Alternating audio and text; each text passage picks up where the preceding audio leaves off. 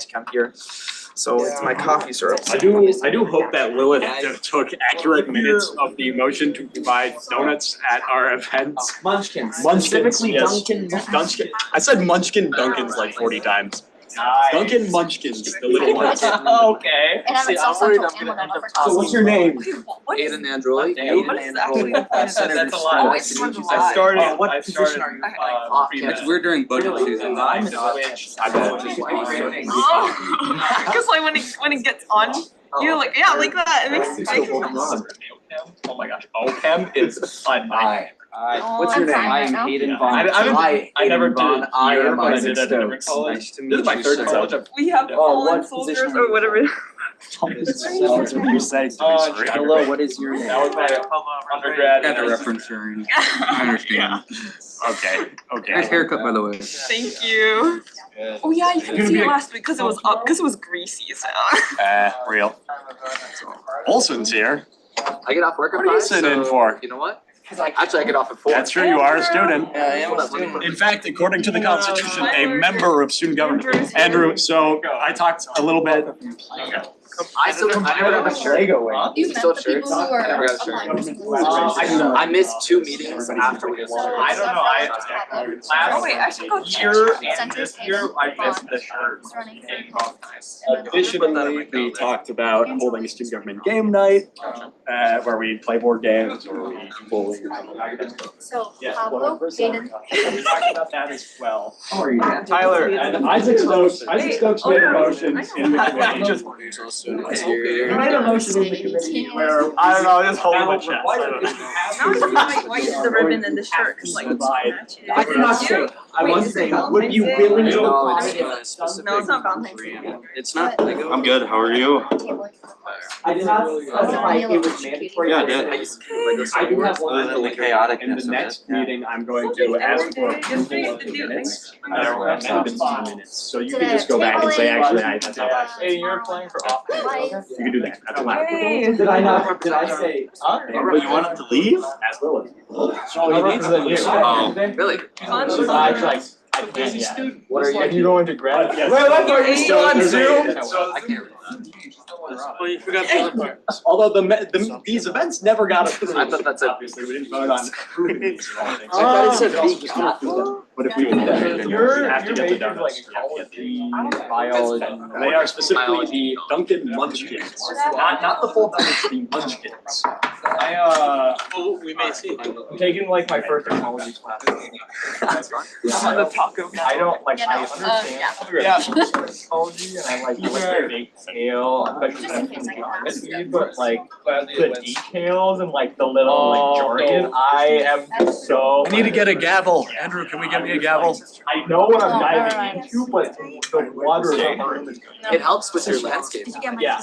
No, I've Your not phone's sent them. broken. Yeah, What's that? it's He said no. Dang it. Andrew, that means I need another one. That's a good point. Good one. We should get a new one. And then maybe I'll give you the old one and take the new one. We get like a really like a tiny children's like yellow I don't like where you're going with this. Relationships. gavel. Yes. Like a Fisher. Oh, no, like the red hammer, the little yellow like a hammer with the Fisher red Price squeakies on gavel. it. It's just Like- an hour. Okay, do you want me to meet you at Prescott or? I'll be sure at the SG office. Okay. And see you. Yeah. I did. Hi, John. I have Should have gone a little higher. biggest knot in my back. Hi, Lexi. Really? Yeah, and it's not even, it's not like a single knot, it's like, it's like a whole, like, along my spine. I've been like laying on a heating pad, it's not enough. Do we have someone? You're right, you're right. I'm mysteriously not getting emails from them. Two more things. Thank you so much, sir.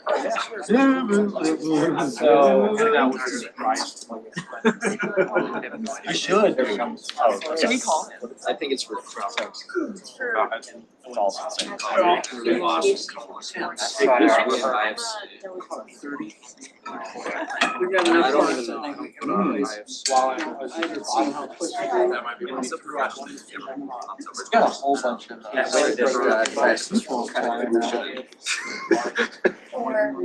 Yes. Oh, yeah. Just clarifying. Yes, because that's one person at a I have a. Also, if we meeting to meeting, there's a motion called I call But I have for another the meeting. Workers of the Day, which forces us to adhere to the agenda. You need to give me this book someday. I need to read up. You need to read this book, man. I call for the orders of the day. Meaning, we have to follow the agenda. There's no deviation. I watched a John Green video about Robert's Rules of Order. That's it. I've heard. I can't do Debate, there was a.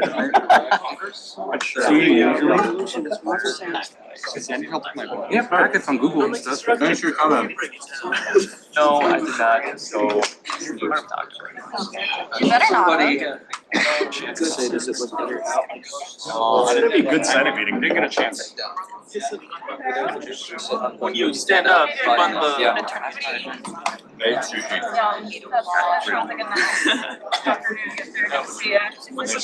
course, no, we're happy to be here always. And you like come back on campus again.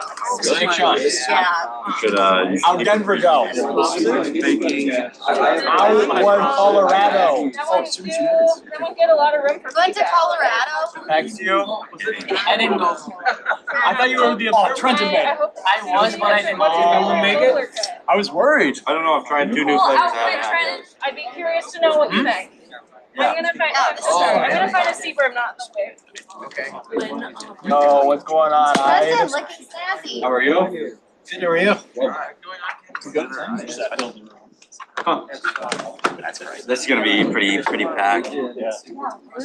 Gonna get warm.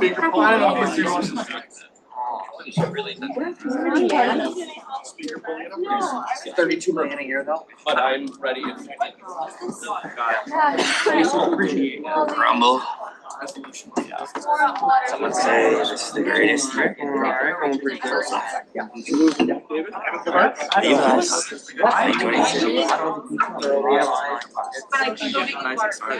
I have like at least 3 online classes. My roommate has 3. One of my buddies has 4. And, no, I'm not even talking about these are all just normal. Hello and welcome everybody to 93rd Student Government meeting for January 21st, 2026. It is currently 4:02 p.m. and I call this meeting in order. We will begin with our land recognition statement. Student government acknowledges that we live, work, and learn in the homeland of the Dakota people, whose language frames our institution's name, Minnesota State University, Mankato. We shall begin with our roll call. Senator Hyber, Senator Aubart, Here. Senator Dietrich, Senator Reyes, Senator Nguyen, Senator Anderson, Senator Zelmer, Present. Senator Cummings, Present.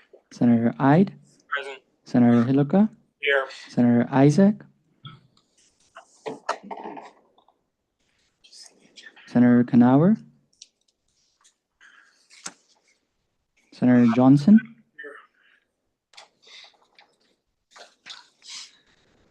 Senator Stokes, Senator Hillstead, Present. Senator Liu, Senator Wickersham, Here.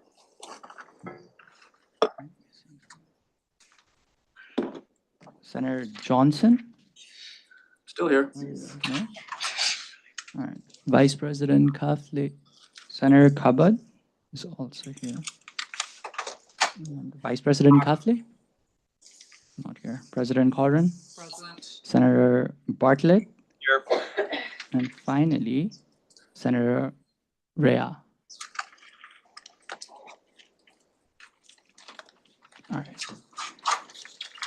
Are there any amendments or dissents to the consent agenda?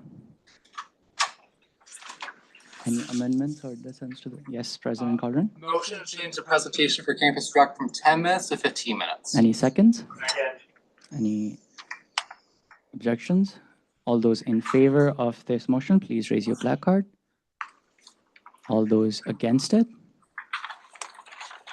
With the majority, this motion passes. The presentation time slot for campus recreational facility fee and sports dome fee has been increased to 15 minutes. All those in favor of consent agenda, please raise your placards. All those who disagree? The consent agenda also clearly passes. We now open the floor for open forum. Is there any? Yes. Did those things get on the agenda from the student allocations committee? Amber was supposed to include them on there for today? Oh, yes, they were included in the agenda itself and was sent to each and every senator about the SAF travel. Thank you. Did everybody have time to go through it? All right, just to make it clear, we just approved of the consent agenda, which included some of the RSO travel plans, which was emailed to every single senator here present at around 12 noon today. All right, we now begin with our presentation. First of all, I'd like to invite campus recreation facility fee and sports dome fee for their presentation. I had an open forum. Open forum is after presentation. Oh, sorry, you had said open forum. Oh, sorry, my bad.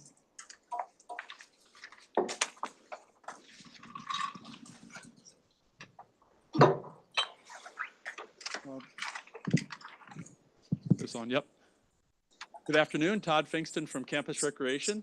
I'm also presenting with Vice President Jones today. This is my last meeting. I'm retiring Friday. See? We're gonna miss you. Oh, I'm sure you will. I was gonna mention it last week, but I didn't think it was quite appropriate last week. We do have a replacement, a new director in Campus Recreation who's gonna start on February 4th, Matt Melcher, and he comes to us from Eastern Washington University. So we're really excited about that. We've got a good replacement for myself. So before I forget, I'd just like to thank you all for representing students for what you do. It's been a pleasure working in this position for about 26 and a half years. So I'll miss you. So, but it's been good. So this is a presentation that I've given in February of each year for about the last, I don't know, maybe 10 years or so. But the last 6 or so, we've been talking about a possible fee extension, and that's why we're going to talk about that today rather than doing that in February in my absence. We're going to do it today. So next slide. Why the fee? First of all, the campus recreation facility fee. To rebuild and add much needed outdoor recreational fields, replace the original outdoor track, on-campus fitness trail, light some of the fields so we can play indoors and sport Practice at night.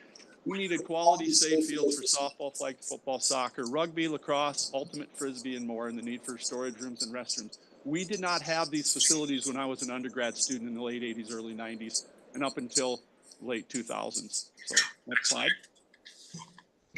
There's just a picture. Everything is south of Stadium Road. And like I said, it includes softball fields, a rugby pitch, lacrosse, new track, mile-and-a-half paved fitness trail. It did include athletic practice, football field 3, and then some more softball, flag football fields, and a multi-purpose field as well. And I guess I failed to mention the lacrosse field. So that was about a $7 million project. Next slide. The fee shows up on your tuition and fee bill as the campus recreation facility fee. Mark Constantine sent something out to us, and I don't know if it was to all students, but breaking out each of these fees, and this is one of those fees that you see. So discussion took place over 2 years, including a failed referendum in 2007, where it was an all-student vote. We had about 3,300 students vote that day. It failed by about 185 swing votes. So we went back to student government, and they said it was a $14 million proposal. We came back with a $7 million proposal and talked about it at open forums, talked to the students about it. You talked to your constituents.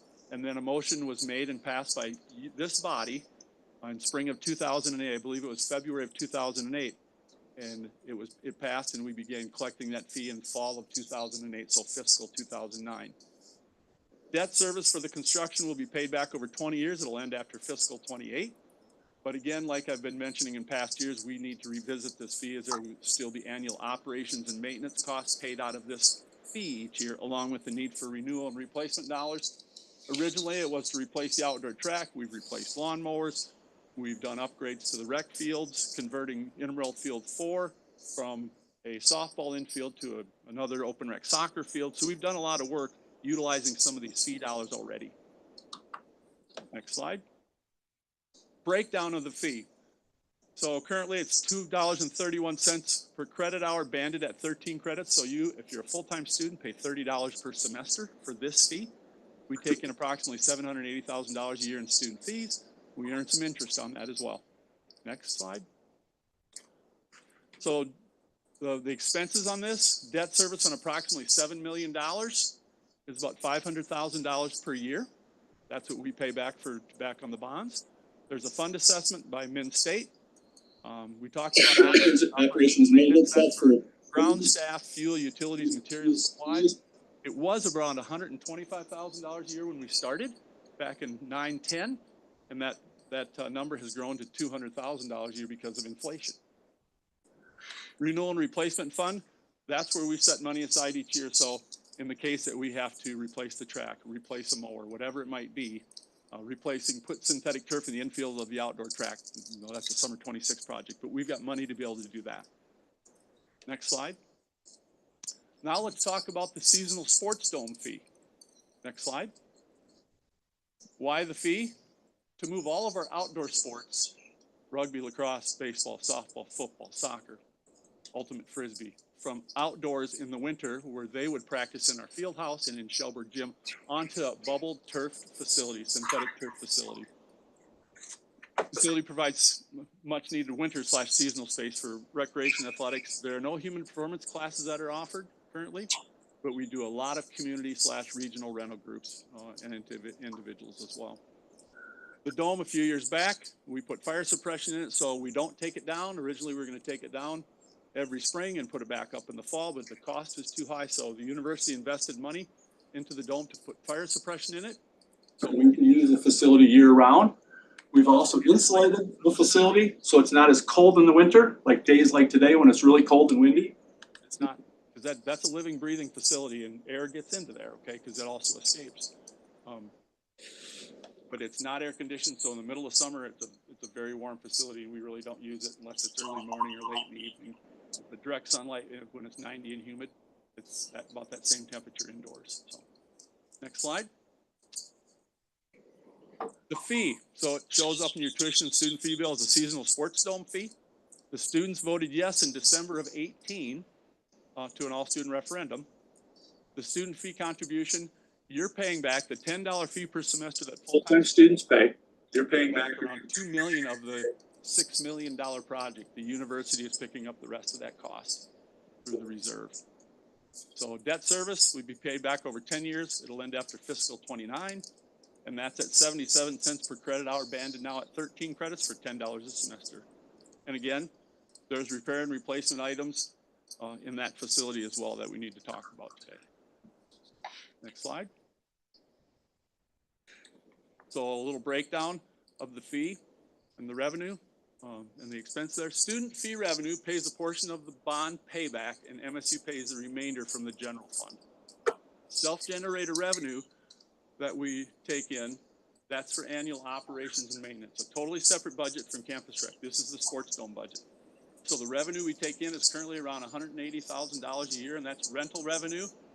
We've got one corporate sponsor that helps us out as well. And expenses are approximately $250,000 a year. So that shortfall, the MSU general fund covers that as well. Next slide. Now let's talk about extension of the fees. We've got excellent facilities, no question. Indoor facilities, outdoor facilities, but we're primarily talking about the outdoor fields in the sports dome. We don't want to lose what we have. That's the key here. We need to keep those facilities up. You've invested your student fee dollars into these facilities. We need to keep them up so they're playable, safe, and accessible for our students. Operations and maintenance expense, as I mentioned, will continue after the construction bonds are paid back. Again, ground staff, utilities, and so on. And that cost is, right now, it's about $200,000 per year, but the costs are rising each year because of inflation. Then the renewal and replacement fund. We need to plan and continue to fund utility vehicles, mowers, replace grass with synthetic track in the infield track, track overlay replacement, fitness trail, dome turf and dome bubble replacement. And then dome HVAC, that's the air handling units that blow air into the dome. These projects cost somewhere individually between $15,000 to over $2 million each currently. Next slide. So here's a bit of a timeline and the cost. So this next summer, we're talking about installing turf in the infield of the track, and the cost is going to be about $2.6 million. We replace one rec field mower every 5 years, and that cost in 2026 is going to be right around $80,000 to replace a mower. In fiscal 27, we'd like to finish the disc golf course and signage to the fitness trail. If that gets approved, you as students, if that's something you want, and it gets approved in a referendum, we'd like to do that. I have been going to, after institutional equipment for years to fund this, because we do have a 9-hole disc golf course, but university took some money back from us in institutional equipment. This was years back.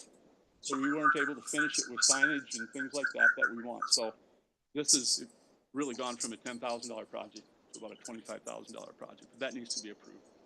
Same thing with replacing tennis and pickleball courts. Students are telling us they want that. But it needs to be approved because it's an additional thing to what we're talking about with repair and replacement. President Inch talked about this past November when he came in. Students want things. And the one thing I should preface before I forget this, your student fees, and President Inch talked about this in November, are not paying for the future state project. They are not building that stadium, period. They can't, because that's done through the foundation, okay? You need to know that. Then we get into 2030, fitness trail overlay. 2030 also dome turf infill replacement happens every 5 years at a $280,000 cost. Replace a rec field mower again every 5 years. Look at what inflation has done to an $80,000 mower in 2026. Now it's potentially a $98,000 mower at a 4% inflation rate per year. Track turf infill replacement every 5 years at $284,000. Next slide. And you can interject anytime if you'd like, Brian. Okay. 2033 outdoor track repainting every 7 years at a cost of about $21,000. Here's a couple big ticket items. There's 4 of them. And here's a couple. The dome bubble replacement, about $2.2 million. It was built in 2019, so we're talking 15 years. Hopefully we can push it out further, right? If it's still in good condition, maybe we can get 20 years out of it. But this is what we have to plan for. Dome turf replacement, same time, because the bubble and the turf went up at the same time, $2 million. Again, another rec field mower. 2036, a track turf infill replacement every 5 years. Another rec field mower in 41. Track turf replacement, $2.5 million. Outdoor track resurfacing overlay, so basically a new Mondo track, $2.4 million. So you can see these numbers get big, and these are accounting for inflation as well. Dome HVAC replacement, $632,000. So that's about a 25-year lifespan of that, which is good.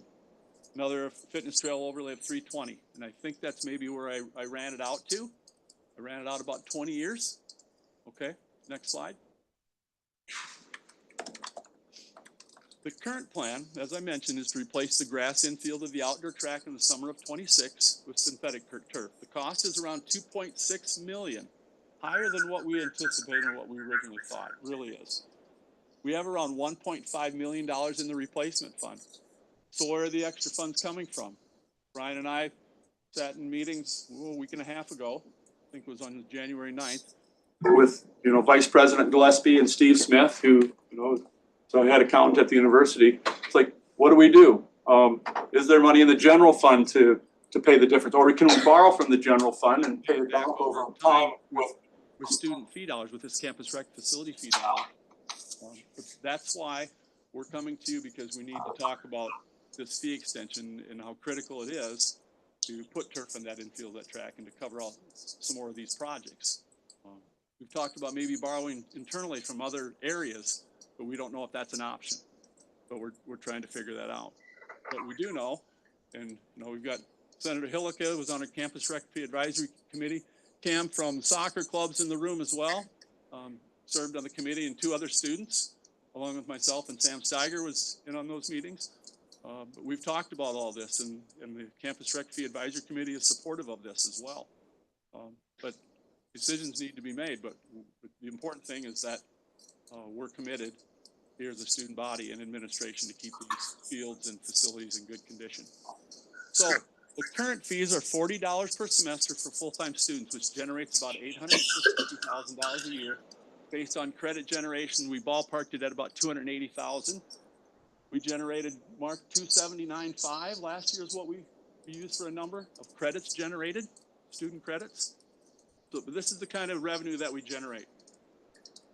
Steve Smith ran some numbers when we met, and he basically said this fee won't be enough to keep up with the cost of R&R projects on the list now and into the future, even after the bonds are paid back after fiscal 29. So the campus rec facility, the first one's done after fiscal 28, the dome fee is done after fiscal 29, and after that, we don't have construction bonds to pay back, but we still have annual operations and maintenance of the outdoor rec fields, that of about $200,000 plus inflation.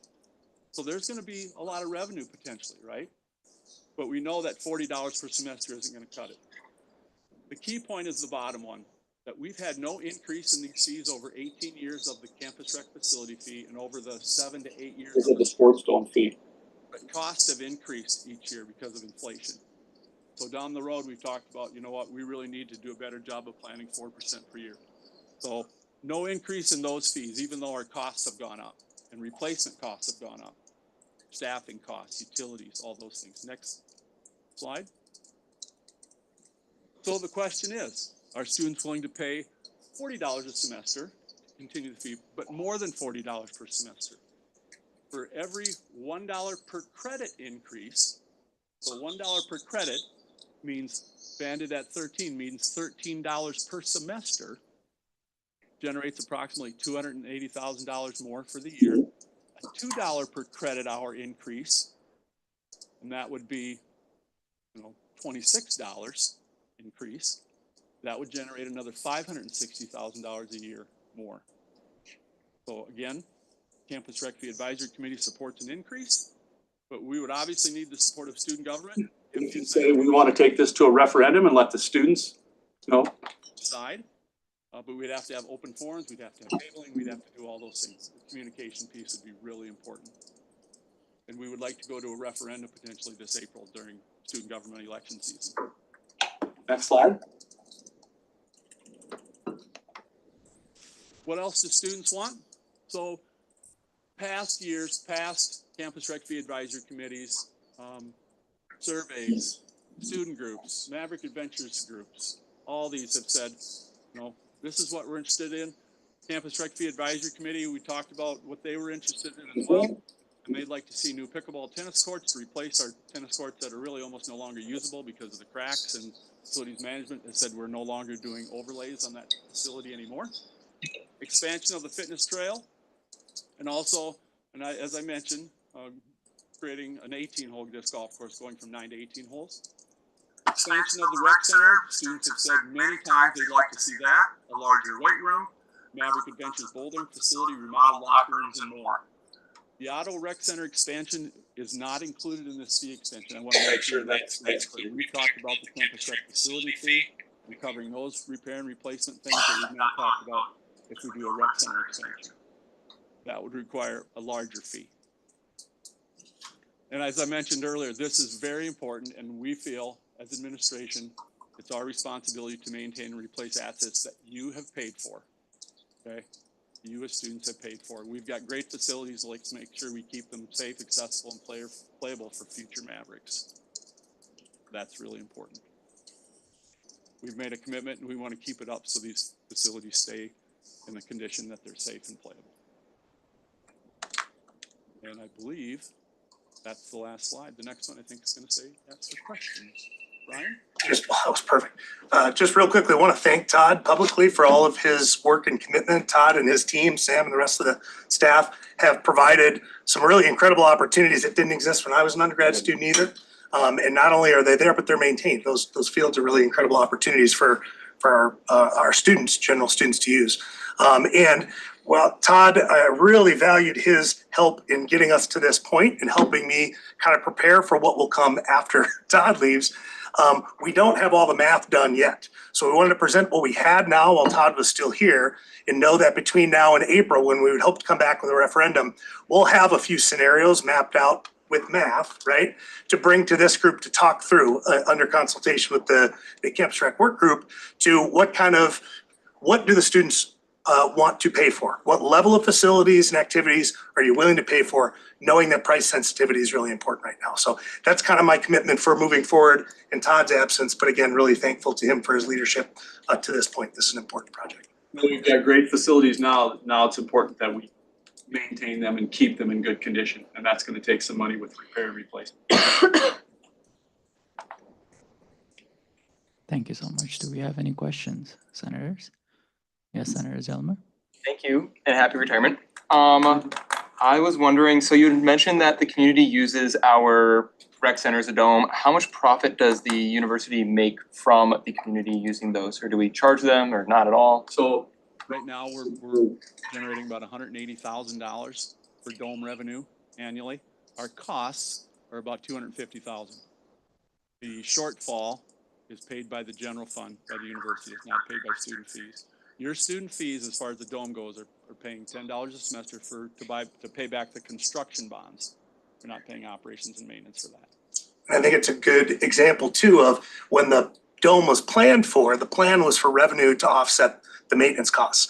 But already in the short time of it opening, the COVID hit and the cost to put it up and take it down skyrocketed, cost of natural gas skyrocketed. So immediately we were in operating imbalance. So the plan around inflation and planning that whenever we do these projects, how do we make sure we're not gonna have a shortfall and we've got a way to maintain these things? That's really important. It continues to be challenging. That's a great point. It was just a few years ago and our budget was pretty close to breaking even in the dome.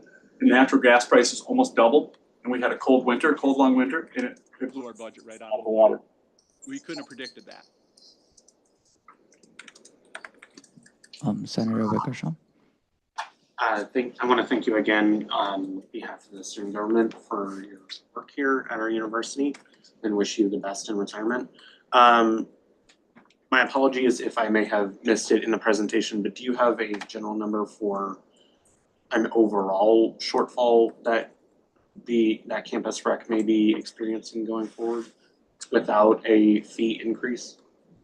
So I just want to make it clear that the Campus Rec budget is totally separate. That's a student activity fee budget.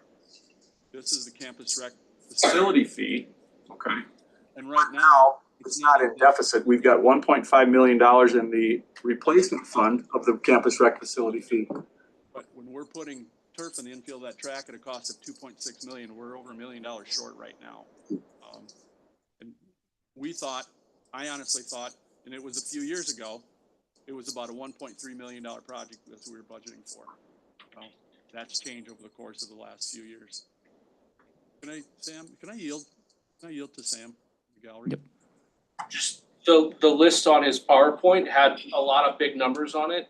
Todd, do you know if you sum all those numbers in the next 20 years, isn't it approximately $15 million? That's correct. I did a little math. Question, Senator Wickersham, is perhaps if there's no forward funding within the next 20 years, there's a lot of house projects that are going to need to get done. That's a really good question. I'm glad you asked that, and this will probably clear it up a little bit. So if we add all those projects up for the next 20 years, just the outdoor field projects, dome projects, I got somewhere around $14 million worth of projects there. Okay. And I've also got some numbers. Should I share some of these, Ryan? I think this is the part that we don't have finalized yet because we're waiting on the credit hours generation, but what we're really paying attention to is what would it cost it would cost the same to extend the current fees in the exact amount. But if we're gonna keep up with that $14 million over 20 years, it would require an increase. And so what we're being very attentive to is what kind of a percentage increase would that mean? So that when we're presenting it to student government for your consideration and potentially for votes, it's really clear to students how much more, what percentage that would be. We want to make sure that that's transparent before we bring it to you. But a dollar increase is gonna generate over the course of 20 years, it's gonna generate a nice sum of money. Probably covers most of that, okay? But if you wanna talk a rec center expansion, now we're talking, that's gonna be much higher. John. Piece of information for the senators around the table. The two fees that they're talking about are fees that have not increased since they started collecting. Okay, I was asked, have we ever increased this fee? No. The outdoor rec facility fee that was $250 a credit hour or $30 a semester has not increased since it started being collected in fiscal year 2009. Okay, the dome fee was set at $10 a semester for a cap when it was starting to be collected. So those fees have not increased in the time that they have been assessed, just for your information. Thank you so much. Let's try to keep the answers a little short because it's a very long meeting today. Senator Heluka. Thank you, Mr. Speaker. Thank you for coming and presenting to us. Could you just clarify for the Senate when the debt service for the dome fee is set to sunset and if the fee is immediately canceled after the debt service is repaid? Great question. So after fiscal 28, the $30 campus rec facility fee will sunset. After fiscal 29, the dome fee, the $10 dome fee will sunset. So it's really important that we start getting some traction now if we're gonna talk a fee extension. Yeah, because it's just around the corner. Thank you. Any more questions? All right, seeing no questions, thank you so much for a wonderful presentation. Thank you.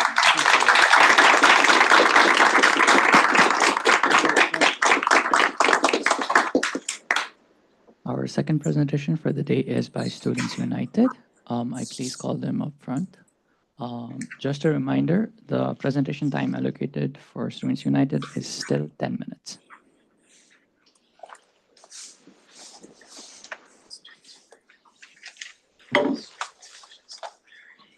Start a timer.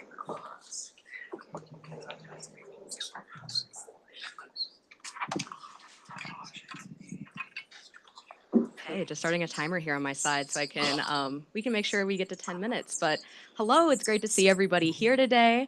And there's definitely some new faces and some familiar faces, and that's great to see. And again, it's so great to be here, all of us here in Mankato. It's great to see the community and the hard work that you guys all are putting in to support students. And thank you all so much for being here. So without further ado, let us introduce ourselves and go through some things. Next slide, please. So who we are. So we are led by Minnesota State University students, and our mission is to be the inclusive voice for all future, current, and former students to make a positive impact and advocating on that system, local, state, and federal level. Next slide, please. And just to give a fall recap, from last time we saw you guys in the fall, here are just some things that we were able to do. We hosted our first ever joint conference with Lead MN, our Advocacy in Action conference with over 200 students attending, learning about advocacy and advocating with us. We started our 4th full year of the Community Leader Fellowship, otherwise known as our CLF program. We collected over 500 plus response to our advocacy interest survey from all the campuses on what are their top priorities they care about and want to see us advocate about. We've also held 5 full board meetings and launched a public comment option on our website to really get some more student feedback. Next slide, please. Again here, second page of our recap.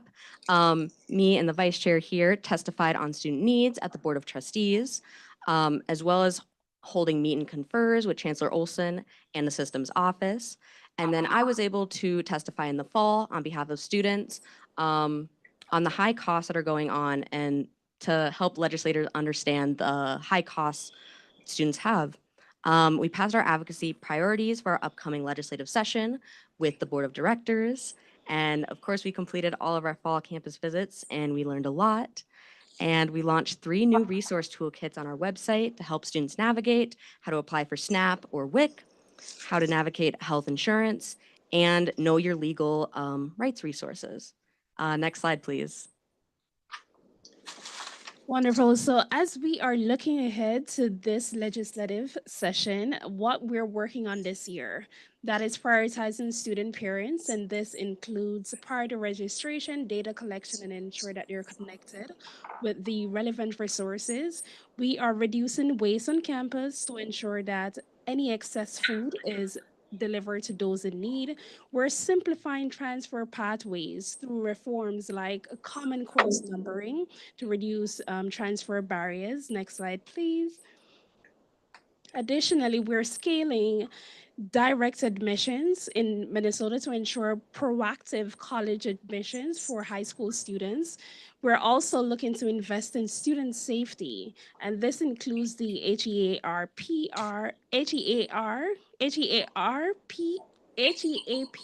funds, sorry, along with the bonding safety on our campuses. We are amplifying requests for Minnesota State University, Mankato, and Winona State, which includes, of course, long-term post-secondary success.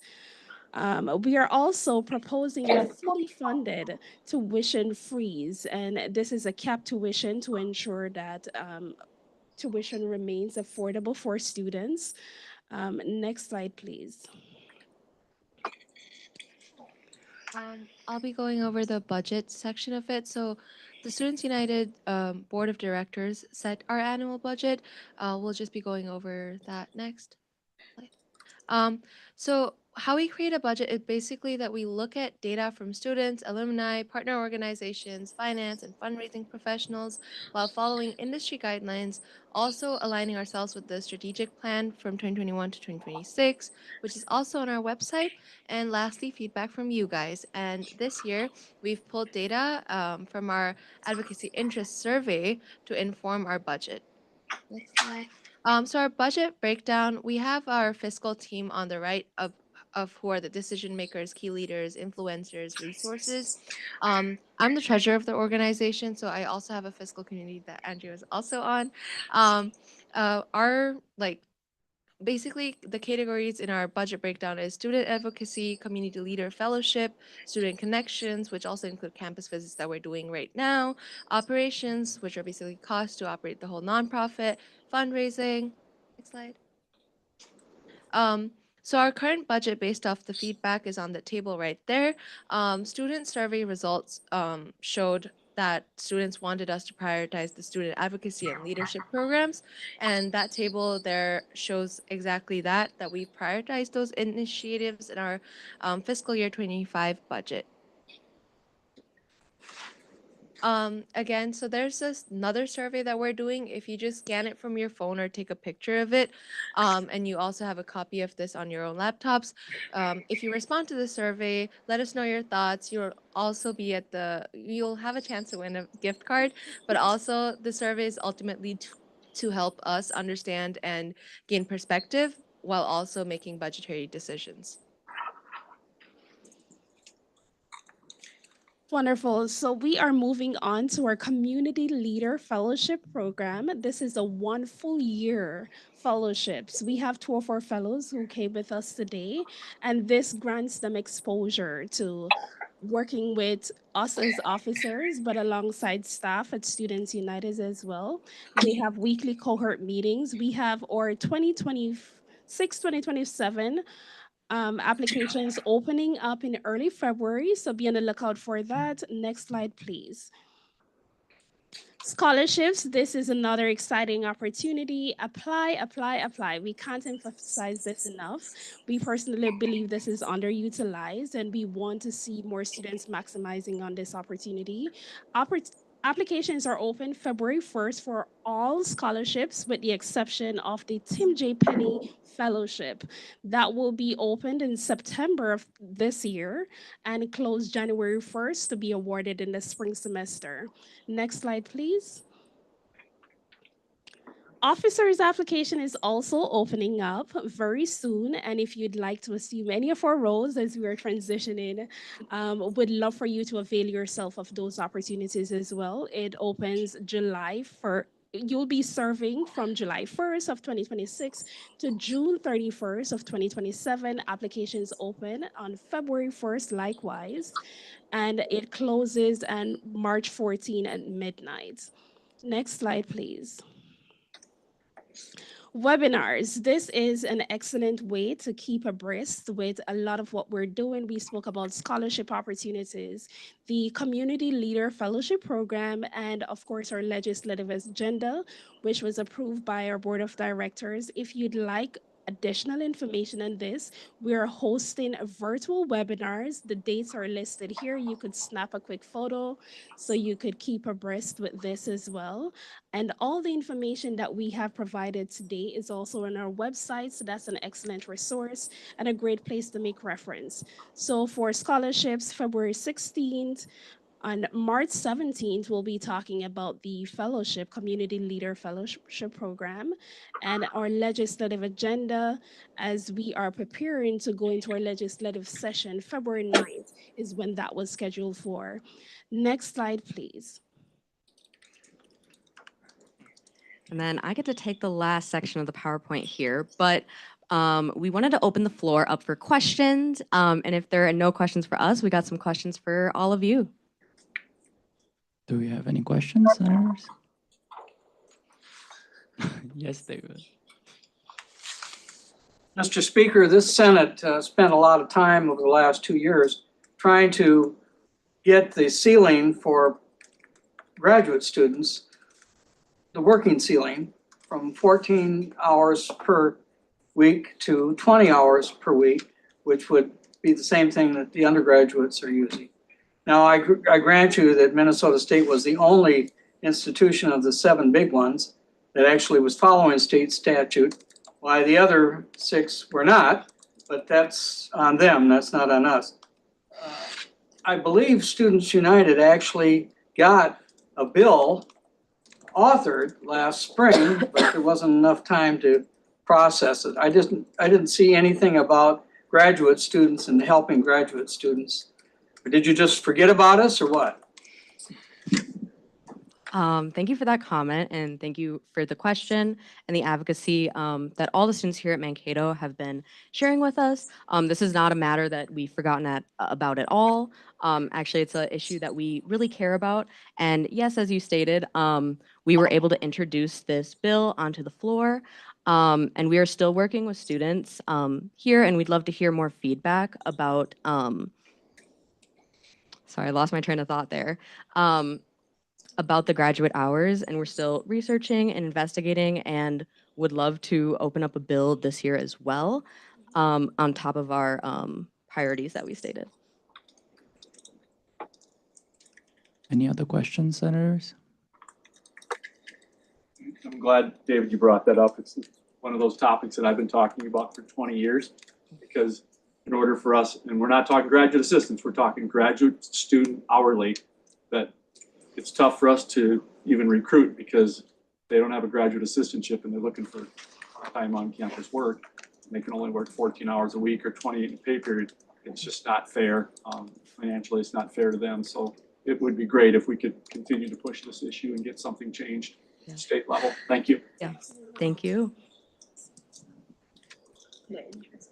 All right, seeing no questions from any senators, thank you so much for the presentation. Awesome. Thank you.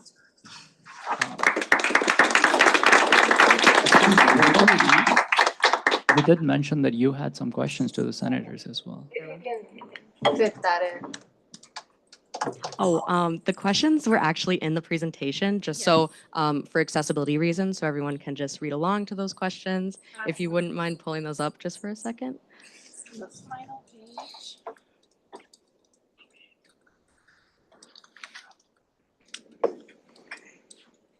Stuck it.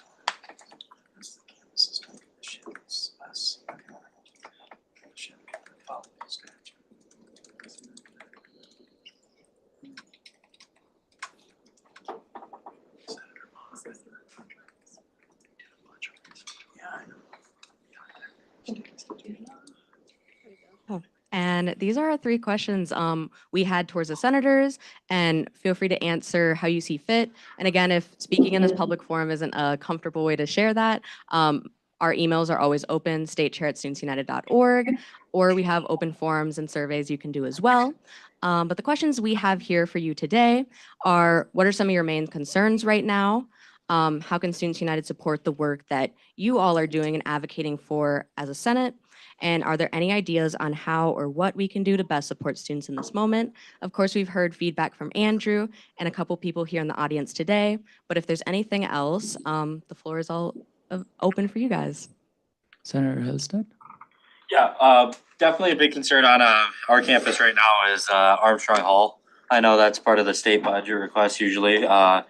It's not in that great of condition, and I have pretty much 95% of my classes in Armstrong. So I go there and I see some cracks on the wall. I see some like weird creaking noises every once in a while. Stairs sort of have a little billow in the middle of them. It does not seem like a safe structural building, which our university has claimed it is. So I do trust that, but getting a new Armstrong would definitely be a huge addition to our campus.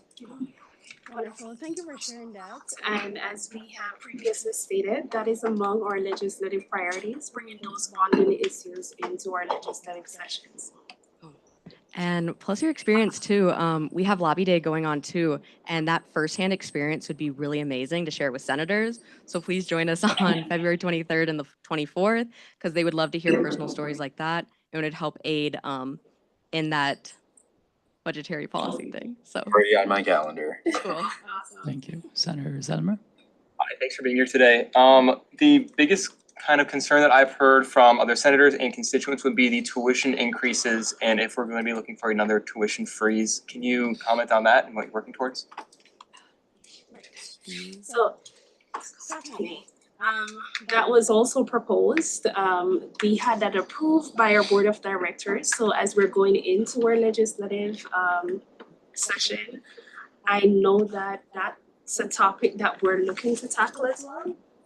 So, right. And again, these for the virtual webinars that are coming up, those are excellent opportunities to speak with our staff directly, to ask questions that you may want answered as we're going into that session as well. So we encourage you to join and invite others to join as well. We want to hear from you and have a lot of those questions answered. was that able to fully answer your question, or did you? Yeah, okay. Thank you. Thank you so much. Any more questions? All right, seeing none, thank you so much for the presentation.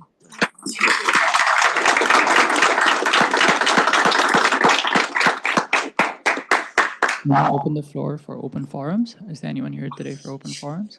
Senator Zellmer?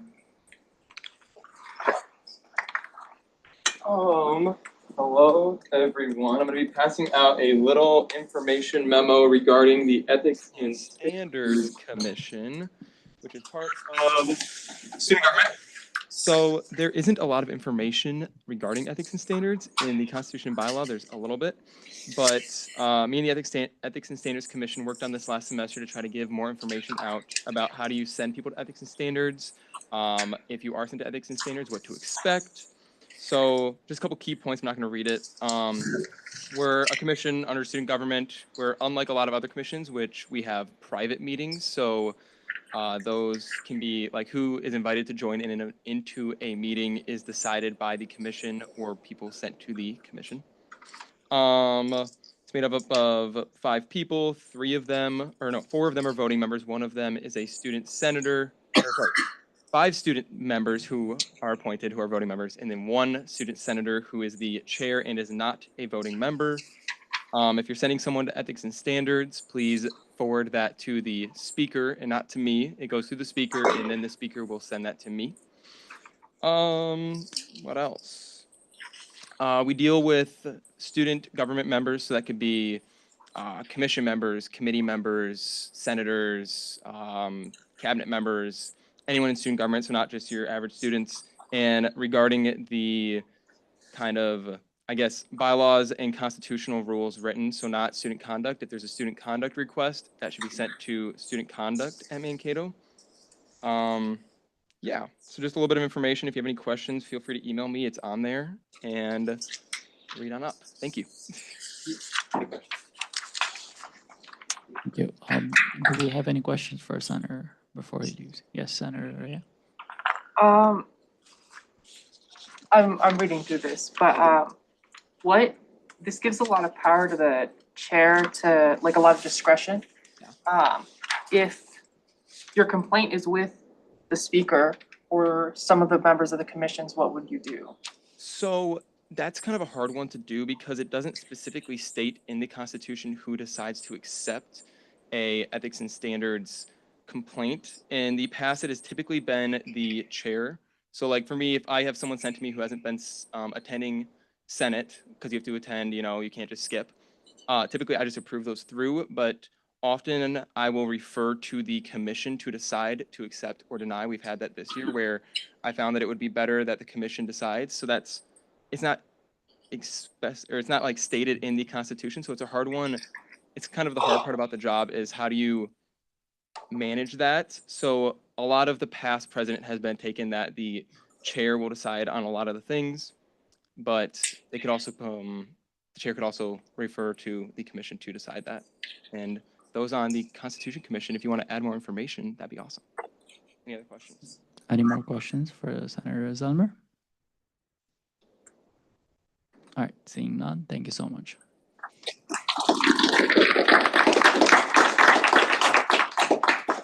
For open forum, I yield to gallery. You may please proceed. Howdy folks, Sam Steiger with Campus Recreation Maverick Adventures. Y'all are accustomed to me coming in and talking about some fun outdoor activities coming up. I've got a good problem on my hands right now. This week we opened up our ice fishing event, annual event that's pretty popular. It sold out in 6 hours, so all 24 spots are gone. We didn't even have time to print the posters. I have sent out a request for some of your leaders to join us on that day if they're interested and available. But I'd also like to extend it to any of you senators. If you'd like to come out and see some Minnesota ice fishing, just contact me directly and we can arrange ways for you to come out and witness what's going on. But we have 24 folks going out. The date is the 31st of January. It's a Saturday. Feb 7, just a week after that, there is a candlelight hike at Minneopa State Park that we are working with the Friends of Minneopa State Park to put on, but we'll bring probably 3 or 4 van loads on rotating bases out to Minneopa State Park. You'll be seeing stuff about that through the Campus Rec app as well as posters, but that's a great winter activity for kind of an evening night hike along a candlelit trail. So I'll bring more information next week, but just wanted to get them on your agendas.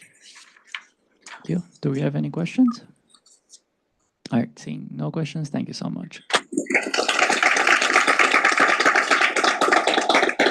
Do we have anyone else for open forum today? Yes, you may please proceed to the podium.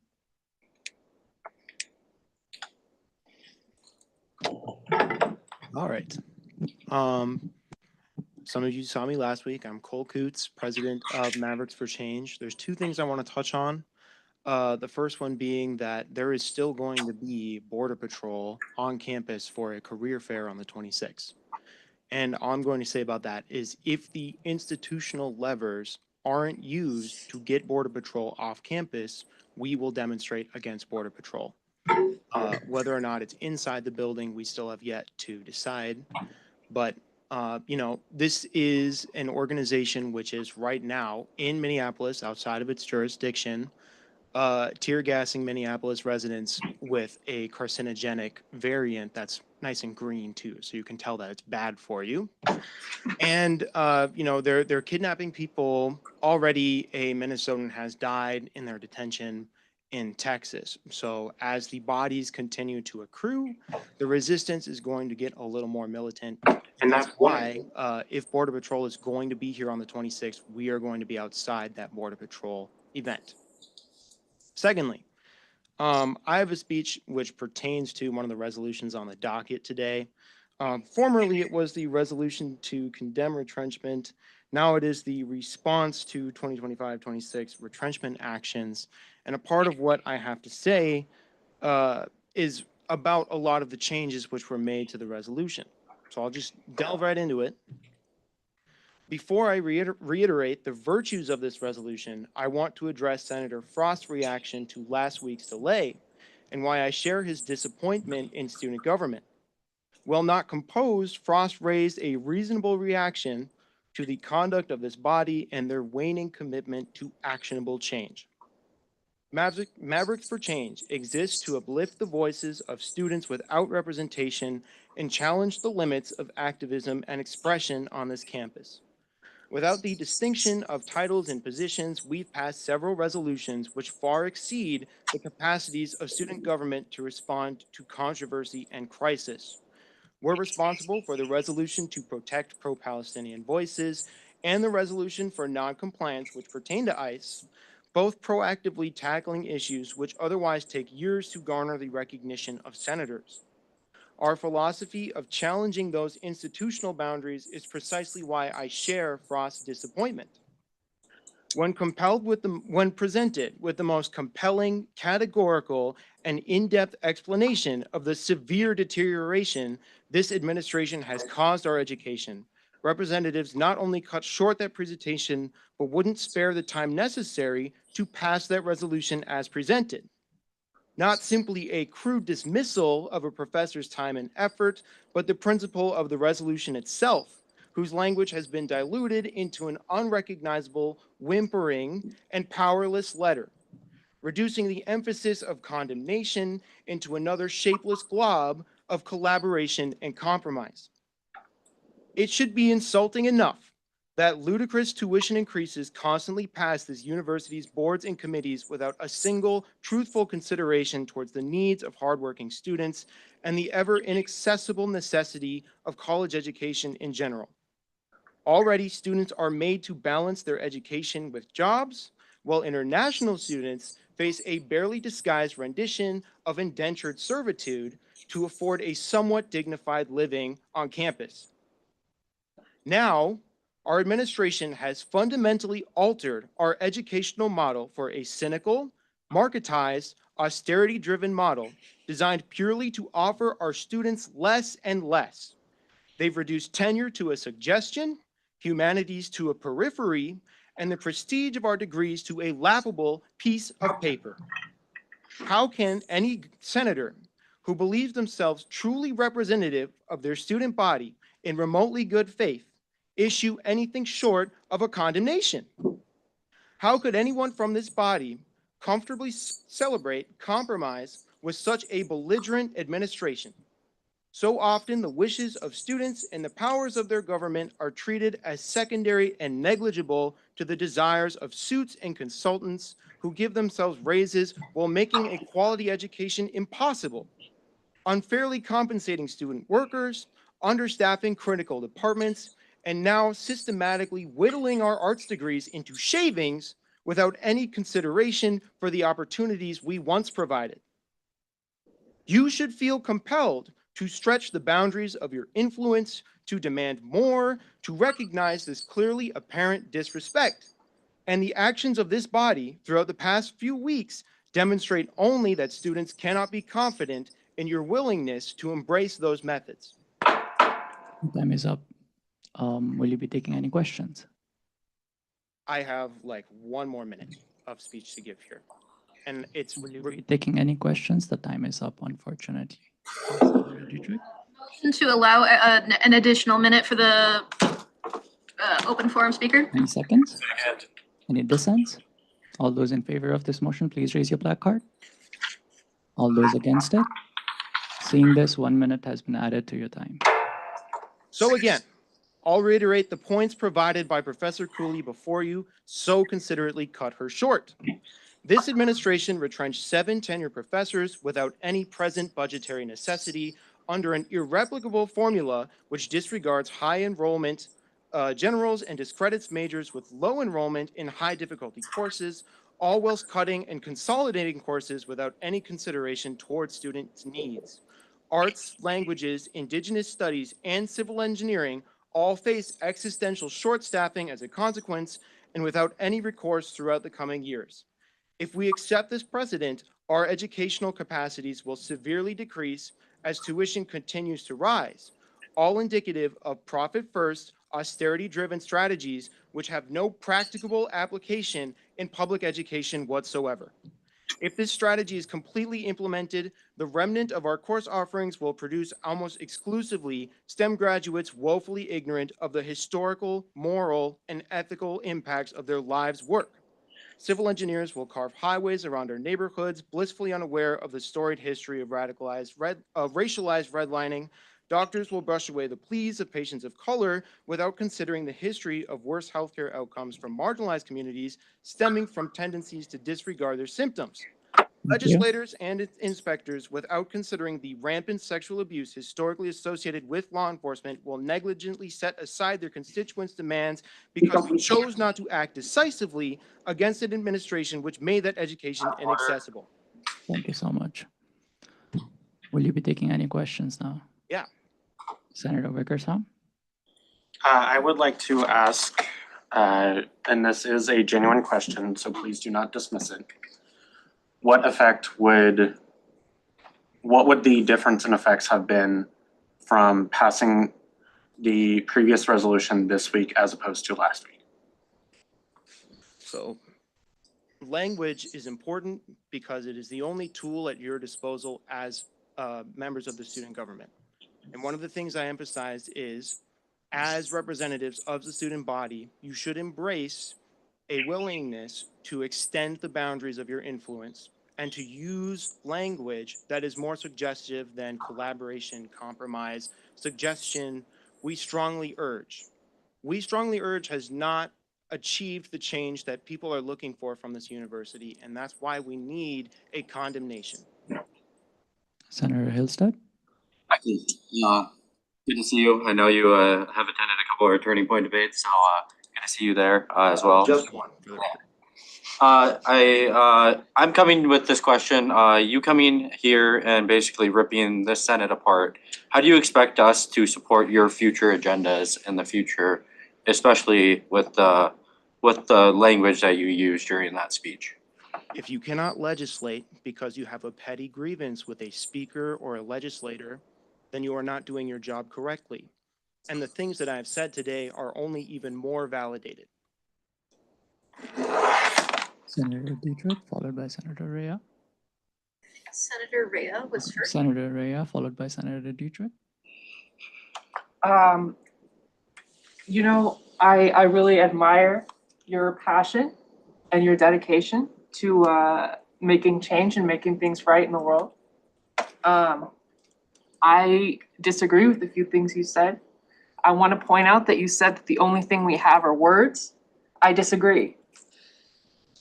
The reason that I made a lot of changes to the resolution. I had a lot of problems with the previous resolution. My reasoning behind these changes are that I don't think that a condemnation would be necessarily the best course of action at this point. I have feelings about the move from the administration. However, I think that another important power that we could have that I don't know that we necessarily use to the full extent is the power of narrative. I think if we push the narrative instead of, well, we don't like this retrenchment, so we're just going to condemn it. If we push the narrative that this is an unresponsive administration, that we're trying to work with them, that we have asked them for clarity, that they have been unclear, it shows better the problems that with this retrenchment than a flat out condemnation. And that is my reasoning behind amending the bill and reshaping it to what it is now. I hope that you can understand that. I don't mean any ill will towards you. It's just a strategic Thank you, effort. Senator. Please, let's try to make those questions. Yes. So I understand that rhetorically taking the high road is probably some people's first instinct here. Because if you think that if you are uncompromising with the administration, they aren't going to take your requests as seriously. But we have been nothing but compromising with the administration alongside the teachers union and the student government. Much discussion has been had about these decisions, even though they were made without consideration from us, and little has been done to mitigate that. I say we should issue a condemnation because we have exhausted every other avenue. We have nothing left to do but condemn the actions of the administration and hope that we can somehow pave a path forward. But I think sitting here and playing nice with an administration that has raised our tuitions and cut our programs is wasting our time. Let's try to keep our questions direct and answers really short. This is a very long meeting with a lot of people here, so let's not try to waste anybody's time. Senator Dietrich? Thank you. Firstly, I fully support your being able to speak your mind freely, however you choose to do so. My question actually goes back to the first part of your open forum statement regarding the Border Patrol Employer in Residence event. I know you said you weren't sure if Mavericks for Change would be protesting inside or outside, but my question is, have you considered posting observers or people to notify students before they enter the hallways that lead to the CDC, which in theory should be where the Employer in Residence event should take place? Yes, so a good chunk of our org is already trained constitutional observers. We do plan on having some people posted inside or outside the event to inform people that there is a Border Patrol presence on campus that day. Thank you. Senator Stokes, followed by Senator Hiluka.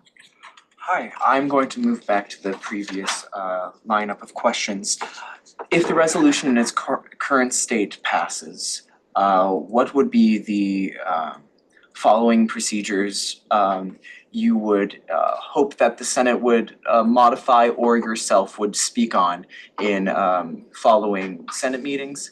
I also am thankful that you read the resolution in its complete form as of this newest draft, but yes. What would you do following if this resolution passes in its current state? So to that, the first thing I would say is I should hope today that some of you would amend the title to say, you know, condemnation of fiscal year 25-26 retrenchment and include some kind of provision at the end that issues a strong declaration. You could even bring one from the past resolution. If this goes forward, we intend to collaborate with the teachers union to discuss further actions regarding their grievance, up to and including a strike, which we need to make that feasible. So that's a part of our mission this semester, is increasing the solidarity of the labor here on campus, be that through international students or professors, and making sure that not only are they compensated fairly, but they have a fair say in the labor negotiation process. Yield to redundancy. Do you have any other questions? Yes, Senator Dietrich. You mentioned potential further actions to be taken, included strikes and protests. Have you considered potentially doing a letter campaign? That was something I have thought about doing, where you have students writing letters, students who have had these retrenched professors, either currently or in prior courses, explaining why this professor brings value to the university beyond that what you can find on a spreadsheet. Yes, yep. So we actually had a petition for this resolution. It was ongoing and we were still filing the signatures to make sure everything looked official, but it did have roughly about 300, 400 signatures. All of those students we asked, you know, if you could provide us our email, we could follow up with you on the passage of this resolution, as well as any other actions to ensure that your professor keeps their job. One of those things would be a letter campaign. We actually have discussed this because the funniest contradiction I see from the provost is he will be the first to come up and say, the students really wanted this. And it's clear to me otherwise that a lot of us are opposed to this. So I do think a letter campaign could point out that contradiction fairly well. Thank you. Vice President Catley. Thank you so much, Cole, for coming here. I do want to make a comment on what you said in the beginning about how we're basically following administrators, and on that respect, we do have monthly meetings with administrators. There are a lot of discussions that happen. There are a lot of disagreements that happen, and we're basically arguing sometimes and we're discussing sometimes, but coming here and saying that or talking ill about our senators is not something that we would tolerate, because yes, everyone has a voice, and I do agree with your point of view in a lot of different sides. But the thing is, there are two different groups, and if we are listening towards one group, like you wanted to have Maps for Change, what was that, protest outside, and I fully supported you. I did send you an email afterwards as well saying thank you for doing something that I could not, and on the same side there's other group of people who do not respect that. So in our position, because we're not just representing one particular student group, we're representing everybody. So now, no matter whether we agree to their point of view or not, we have to listen to both sides, and that comes with us and our job. So that is something I want you to be considerate about, because while yes, I 100% do support you, but I would not want you to come here and talk ill about my senators and say they are not doing much, because trust me, everybody wants to do something, but we're not just representing a certain group, we're representing each and every student. And whether I agree with their point of view or not, I will have to listen to them, and I will listen to them as well. I think the same goes with the administrators as well. So I do just want to say that I understand that you guys have a lot of administration facing meetings. And so the bulk of what I said today pertains to what was happening on the student facing side at the meeting last week. And what happened last week was, in my opinion, incredibly disappointing. I understand there are disagreements about that, but that is why I felt compelled to come up and say what I did today. Do we have any more questions?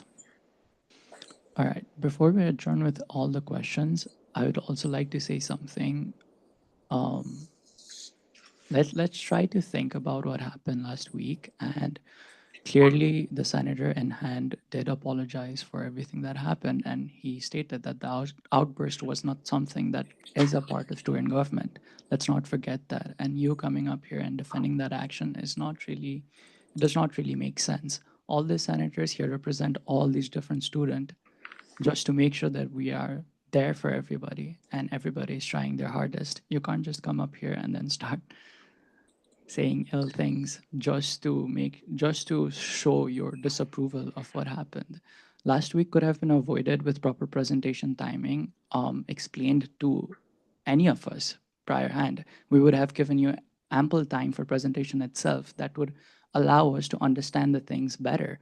We came after a long week, after a long break, with a lot of added infrastructures and a lot of added information, which was difficult to process to all the senators at the same time before voting into something that is very important that you yourself claim. So this all could have been avoided with proper planning. So please do not blame the senators for this. Thank you so much for your time. Now please proceed to the...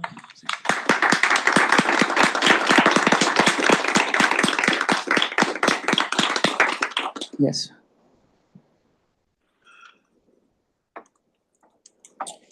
Another open forum announcement. Since it's come up at the last two student government meetings, the fact that Customs and Border Patrol will be on campus next week. Just wanted to address, I did talk with the director of the Career Development Center and just wanted to clarify and make sure that all of you are aware, just as the university did with the protest last week, its responsibility and plans are in place to help protect the opportunity for students that may wish to protest and express their opinion to have the right to do so. Similarly, we're going to be protecting the right of Customs and Border Patrol to be present in their recruiting station, which they requested and scheduled back in the fall, like a number of other recruiters. They will be in the Wigley Administration Building outside the Career Development Center from 11 to 1 only. They don't have plans to be anywhere else on campus. But we do have plans within Student Affairs and with Campus Security and the Career Development Center to ensure that everyone's right to protected, that our students and community are safe, and that our visitors also are safe. Thank you. Do we have any questions? Yes, Vice President Kafli. We did discuss about this earlier as well, but I just want to make sure everyone hears about this. So since they've already reserved a spot for them, or for whatever reason we cannot cancel it, when they're on campus, can security, CDC, make sure and promise us that each and every student is safe, and them coming here for job opportunities will not be a reason for them to take somebody or like go after somebody. Yeah, so that's been the purpose of the communication in advance, to notify students and remind everybody in the campus community of their rights around immigration and custom enforcement. So places that are private spaces on campus and in residences are places that Custom and Border Patrol do not have access to.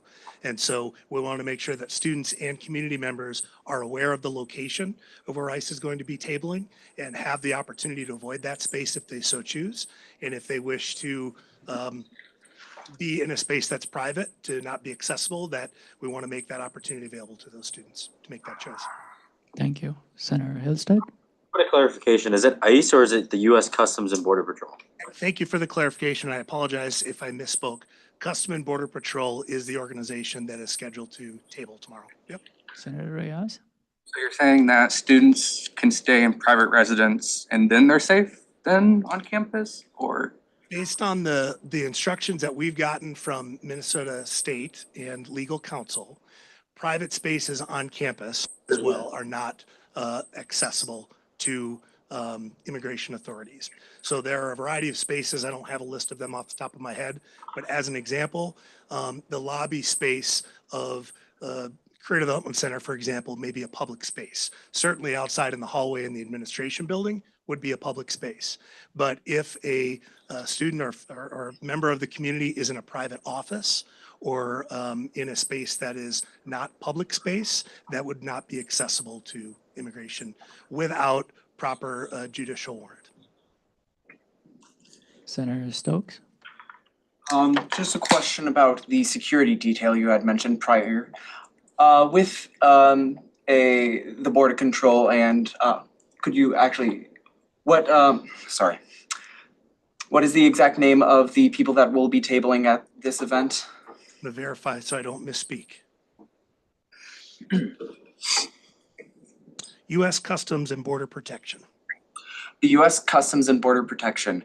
Will there be security in other places other than their assigned recruitment spot, or will it be mostly around their prescribed recruitment spot and not private residences or private areas?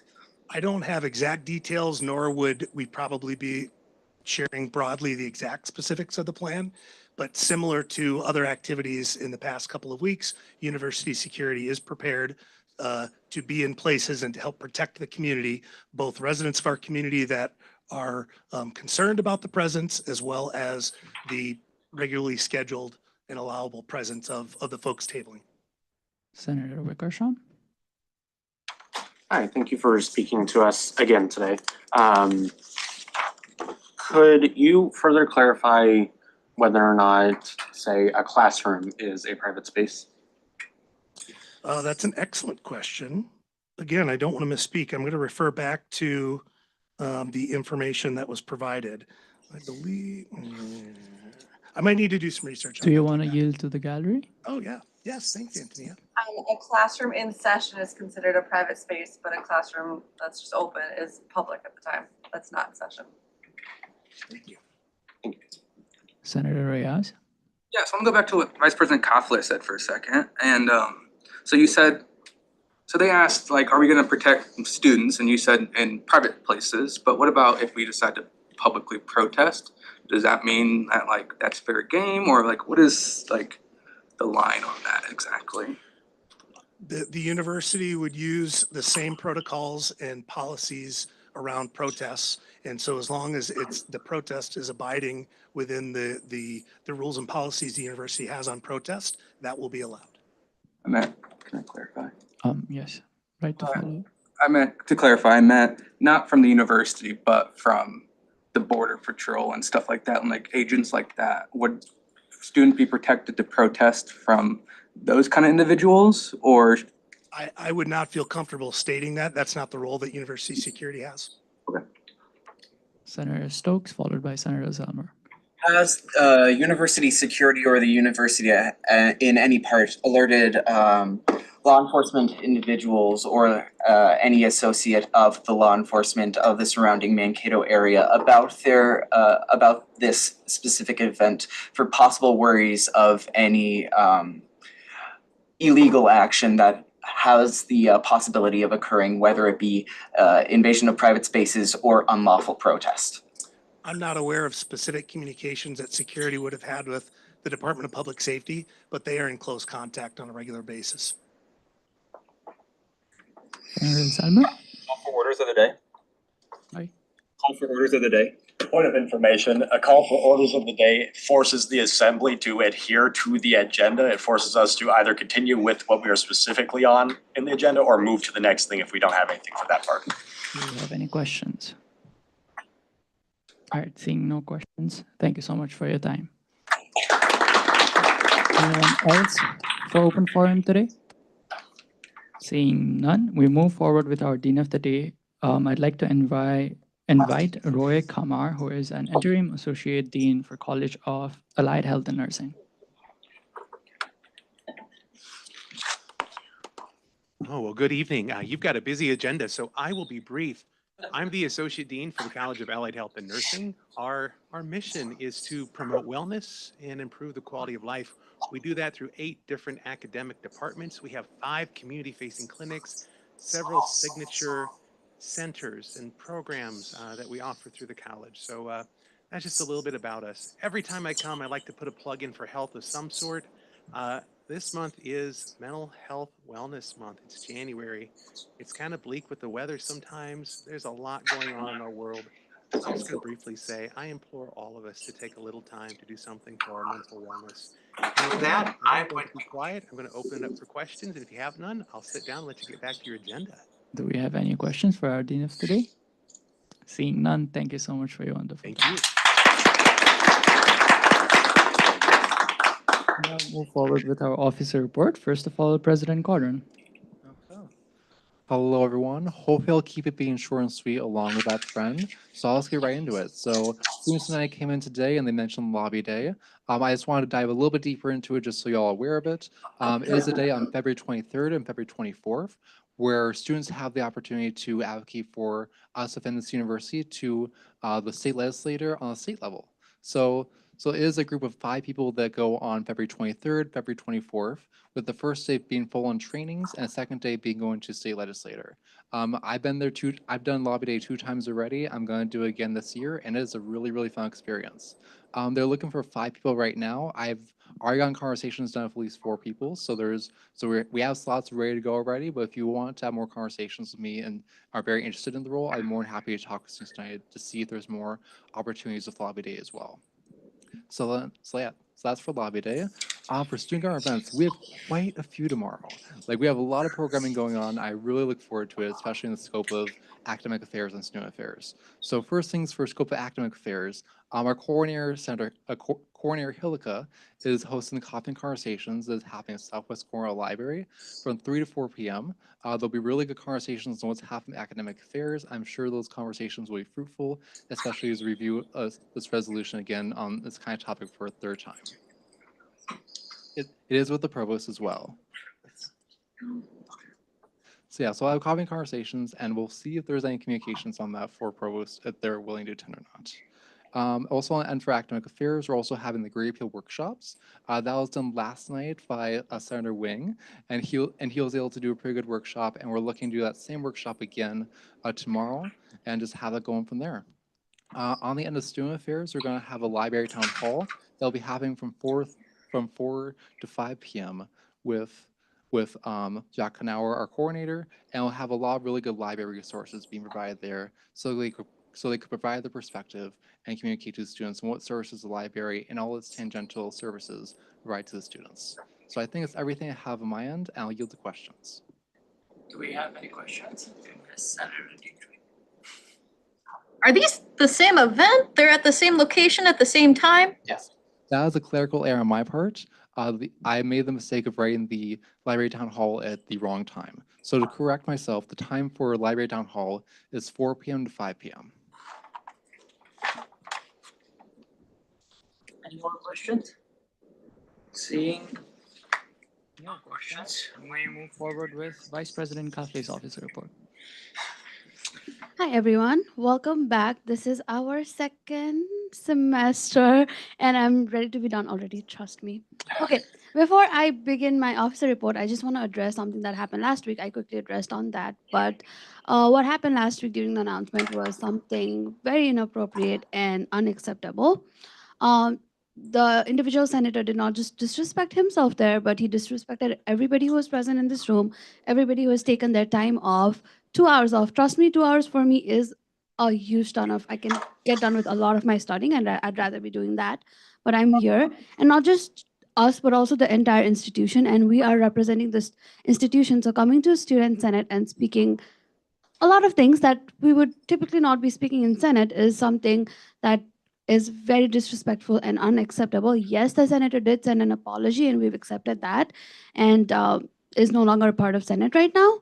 But if something like this ever happens again, I just want to make sure that it is never going to be tolerated by us.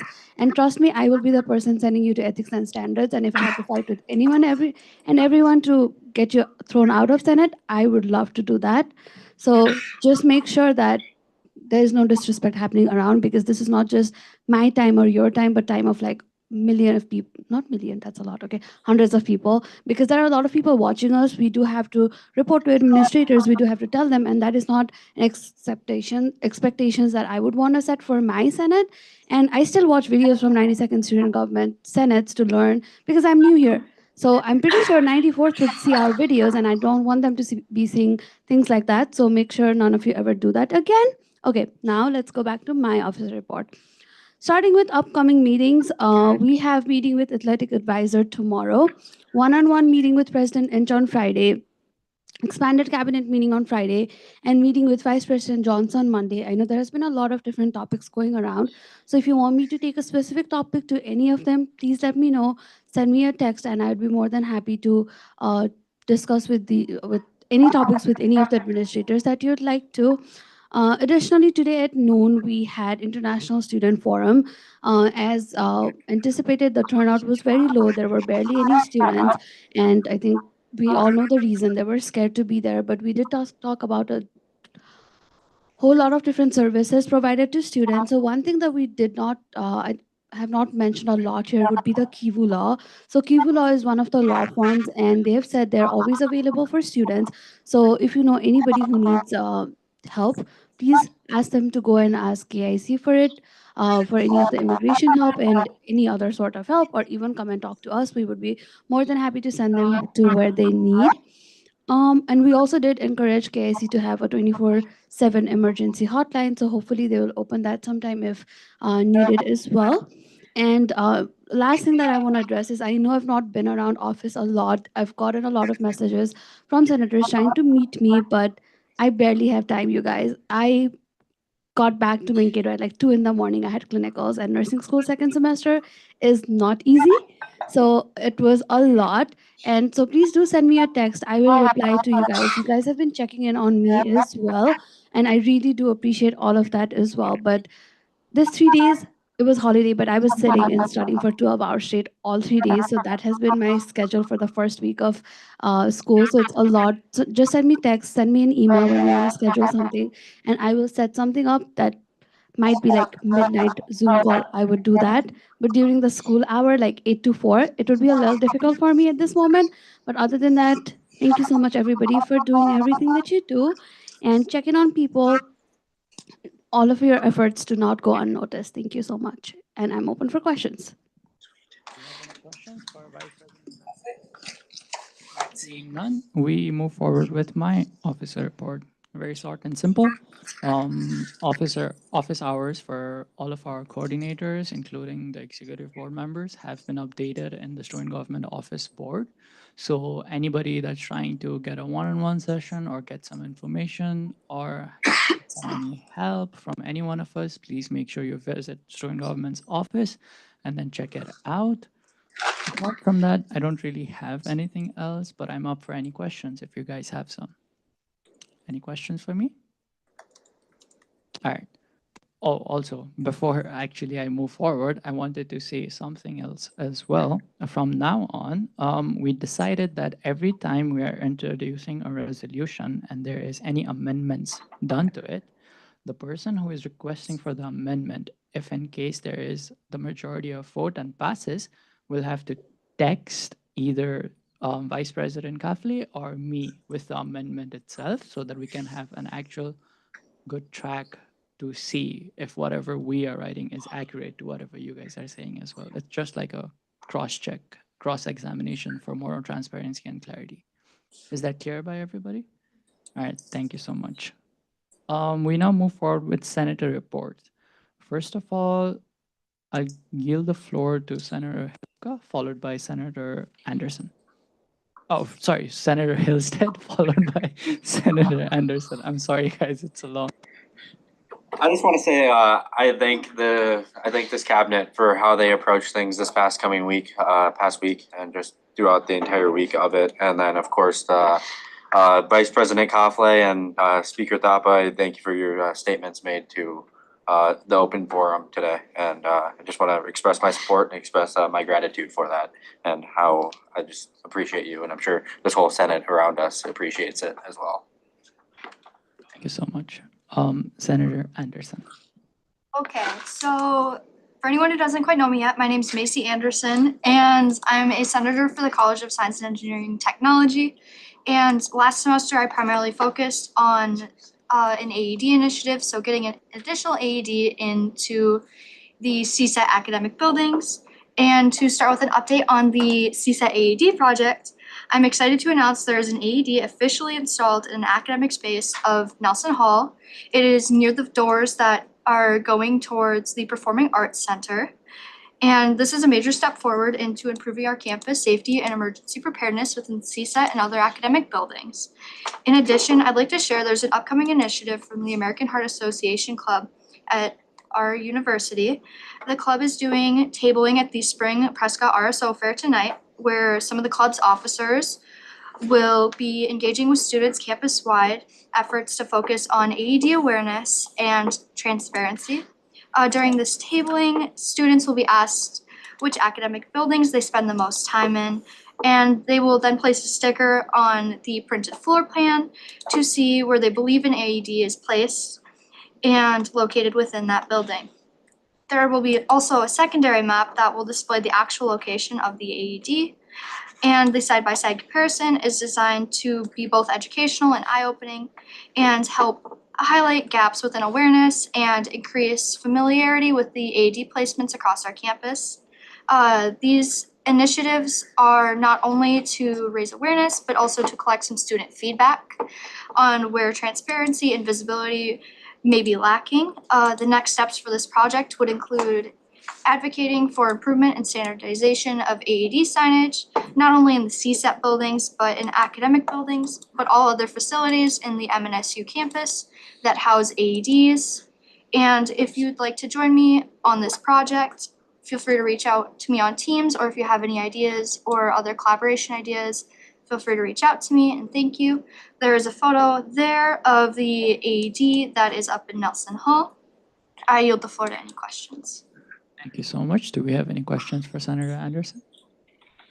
Seeing none, that concludes our Senator report. Thank you, both of you, for your wonderful time.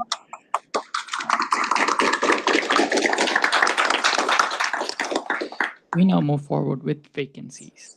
So first of all, Senator College of Allied Health and Nursing. We have 3 seats for this position. Is there anyone present here in the gallery with us for College of Allied Health and Nursing?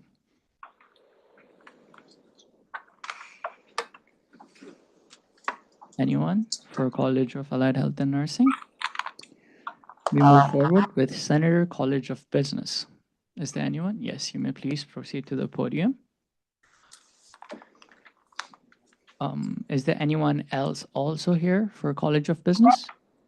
Yes, you may also please proceed to the podium.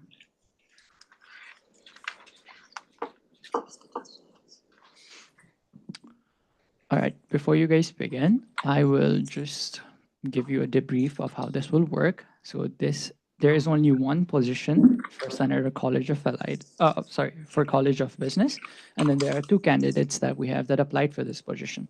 That means this is a contested position.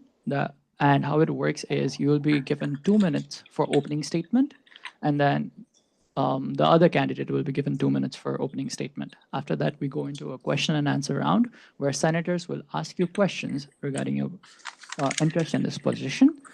You both will answer the same questions turn by turn and vice versa. Once the question and answer round is done, the second candidate will be given 2 minutes for closing statement, followed by the first candidate. Is it clear? All right. The first candidate, you may begin whenever you feel ready, and you have exactly 2 minutes. Hello, everyone. I am Hayden Vaughn. I am a 19-year-old freshman and am a business management major. I currently live on campus at the Julia Sears Residential Hall. I have included myself with Greek Life by joining the Tau Kappa Epsilon chapter. I am also included with the Business One learning community, which keeps me involved with campus activities and other students that participate along with me. During high school, I was a part of sports associations when I was presented with the chance to show what it is like to be a leader. I show my leadership by proving ability to work harder to better myself while also encouraging others to better themselves. As I've spent time at Mankato State University, I do play a part in the learning community and Greek life. I show the capability to learn and encourage others to speak out their opinions. To go more in depth about my role in each of these communities, I am the head of the social and recruitment chair for the Tau Kappa Epsilon chapter. In the learning community, attending events are my way of representing how I enjoy my time contributing to MSU. I represent those around me who are also included in the College of Business. As I become more involved with the campus, more formally the College of Business, I stand with the students whom I represent and am able to communicate directly with these students during class hours. As a senator, I will be in support of the College of Business, but I will also like to include all students and their opinions in order to reach full understanding of how our administration is acting on issues that students are experiencing. As for the issue I see, the Dean of Students has not influenced himself enough for me or possibly many others to understand his position on campus. As for this, I hope to work closely in order to overcome possible confusion for those who are interested in knowing more about our dean. Perfect. Thank you so much. Second candidate, please proceed to the podium, and you may begin with your speech whenever you're ready.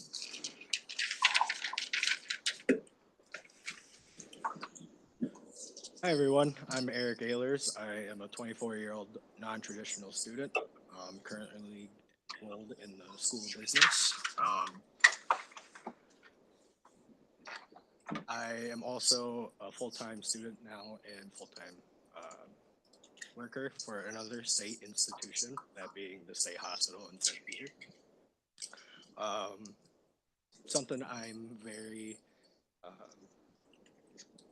interested in doing as a part of member of student government is mental health. I have noticed in, I guess, the last 2 weeks, today being the first day back in the second week of school, that mental health for the School of Business, for the students that I have also been going to class with, that being, you know, freshman classes and everything, I've noticed a change in their attitude already. I know the school provides a lot for mental health, and myself being a large advocate for mental health in my 6 years of not going to school, know that it can be hard to reach out to the many different areas that the school provides when it comes to mental health, that being the counseling services, overall general mental health institutions and such. With that being said, I have many different experiences outside of school that I feel would be accepted and helpful when it comes to student government. Like I said, I work for another state institution. I know how these things run. I know what they look for, what they try to do. They're pretty simple in their thought process. And then I'm also a member of many other diverse groups outside of school. Thank you, candidate. Your time is up. We now begin with our question and answer round. The first question goes to the second candidate, candidate Eric. Are there any questions for the candidate, Senator Hillstead? For both of you, how do you plan on going to get to know your constituents or the people you're mostly going to be working with, so college or business students? What are your plans of action to do so? My current plans as of right now are I am currently in the process of joining multiple groups. I have been in communication with many of the other fellow freshmen or people or students that are currently enrolling in some classes that they haven't and are changing their degrees.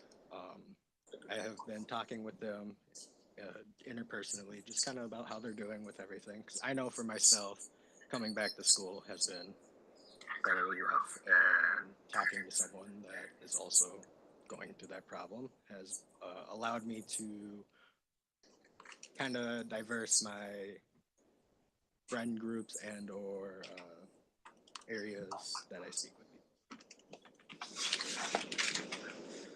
Candidate 1. As for me, I am a direct member of the College of Business. I am included in classes directly with these students, so I see that I can communicate with them in a more direct contact instead of being at a distance. So I feel with issues that a certain student may have, I feel that I can make a direct connection with them and show that I am able to help them out if they have any questions or concerns or issues. Thank you. Thank you so much. Senator Dietrich? Yes, my question is, what has been your favorite College of Business course so far, or what is one that you are most looking forward to? I would say currently for me, I have had a better understanding of financials in the financial accounting class that I'm currently taking. And I feel that that will be a high priority coming up soon. So I feel that with my knowledge that I gain from that class and the knowledge I already have, I feel will be able to be a better representation.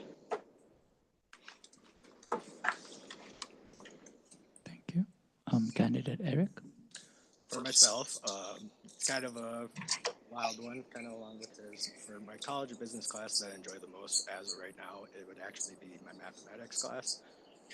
Coming into school, I didn't think that, math would be my favorite, but I have come to enjoy my fellow students that are in the class along with my teacher and my TA.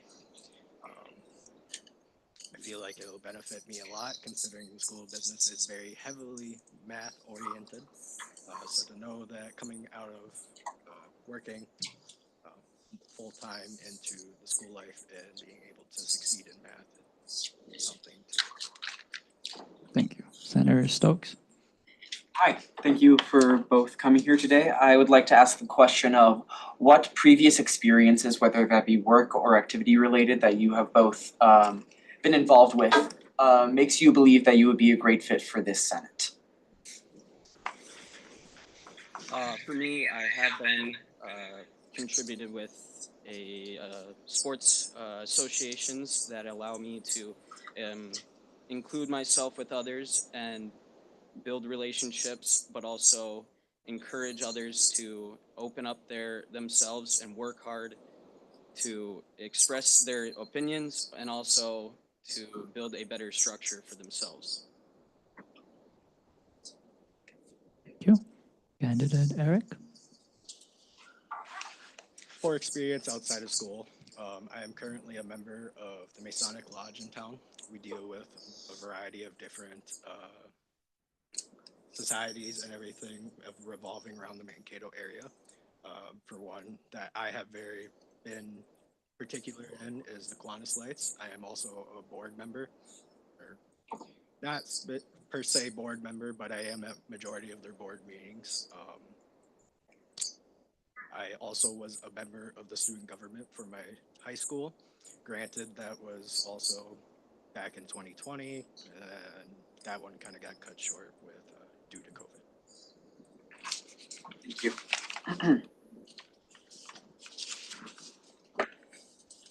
Thank you. Senator Johnson.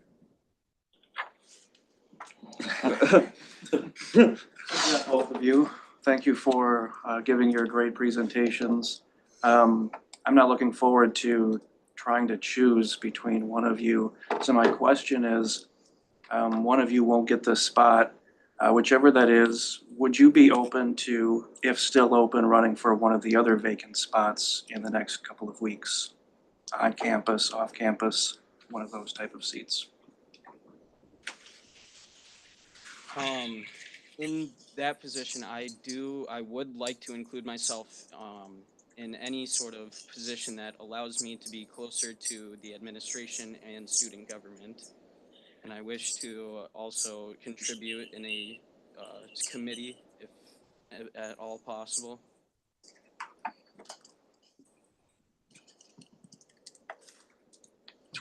When I had originally filled out the application for the student government position, I had checked no. I put some thought into it, and unfortunately it was too late after I had already submitted it. After speaking with multiple RSO group leaders and everything, I have decided that it is something I am interested in. I enjoy having a busy schedule. And I also enjoy being able to reach out to administration and kind of having a group to meet with and talk about the problems facing our campus.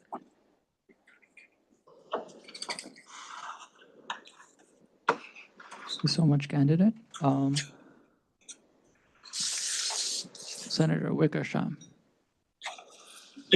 I know candidate one mentioned that he would like to increase communication with the dean of the College of Business if elected. What other ways from either of you what other changes would either of you advocate for if you were elected to this position? As for me, I feel that the parking situation has become a concern for me and possibly many other students, as it is a harsh conditions outside currently. I feel that the availability for convenient parking and safe parking has kind of been excluded. It feels that they have made it inaccessible to an extent for parking. I feel that we can make a change by possibly putting parking ramps or parking lots closer to campus, or in effect to be more accessible and less insufficient.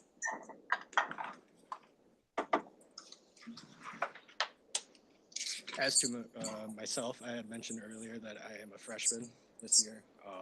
Coming with that, being non-traditional, coming straight off high school, I noticed there was a lot of struggles. A change that I would like to help with and kind of work towards is a better understanding for the non-traditional students and both that of freshmen in general. The process is easy, but going from your everyday life that you are used to college has kind of shown that there are difficulties and such. Lots of angst and overall general nervousness when it comes to. I know I had to personally get 2 separate tours of campus just to kind of figure out where everything was. I'm from the area. So it's that kind of stuff that I feel though I'd like to help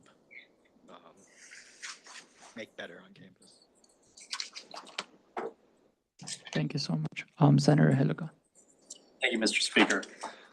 So just to start, being in student government not only involves listening to and working both with and for the students, but also coordinating with administration and the faculty. And as a senator for an academic college in specific, you would be expected to maintain working relationships with people from these areas of our university's life. So what skills do you think that you could use in these relationships to make sure that these people are hearing about the challenges that the people you would be planning to represent are facing?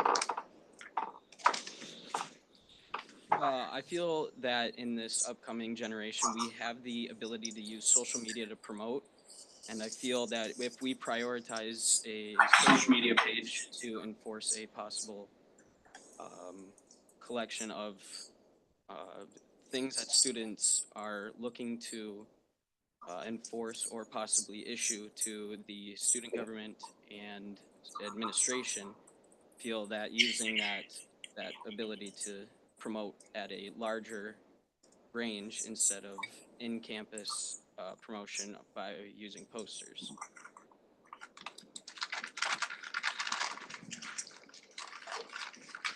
I personally, in my 6 years out of school, have had to figure out how to kind of delegate with the administration for my current place of work. I know emails, continuous emails sometimes are a great way to do that. Meetings and setting up, sometimes you have to give up your free time in order to make things work for the other person. I guess overall continuancy and keeping kind of a straight edge when it comes to reaching out to admin and the rest of student government. Dropping off the face of the planet on your project for a month and then expecting them to kind of pick up where you left off. Thank you so much. Candidate Eric, you have 2 minutes for your closing statement now.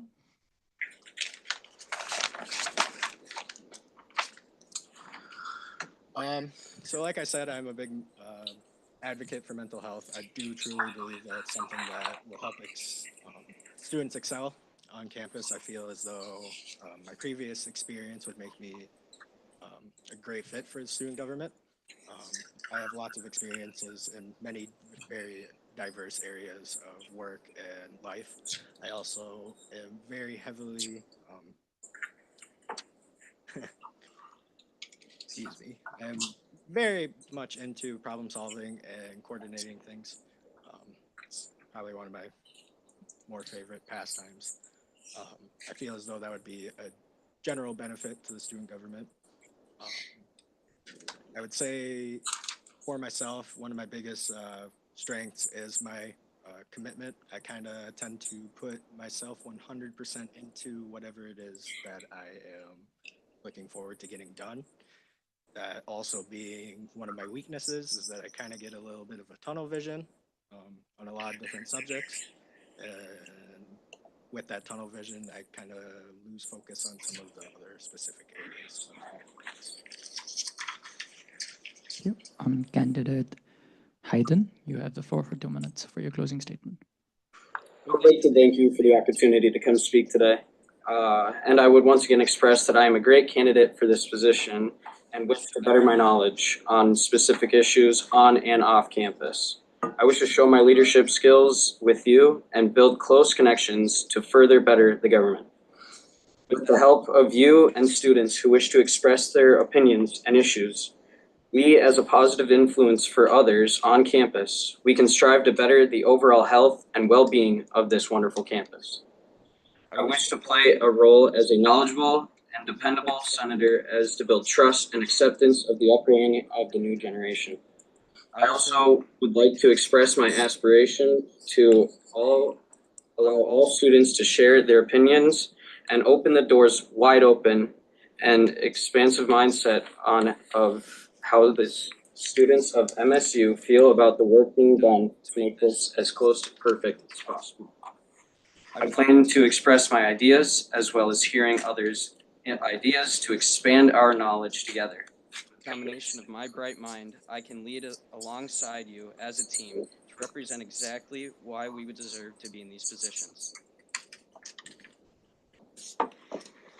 Thank you so much. Are there any motions on the floor?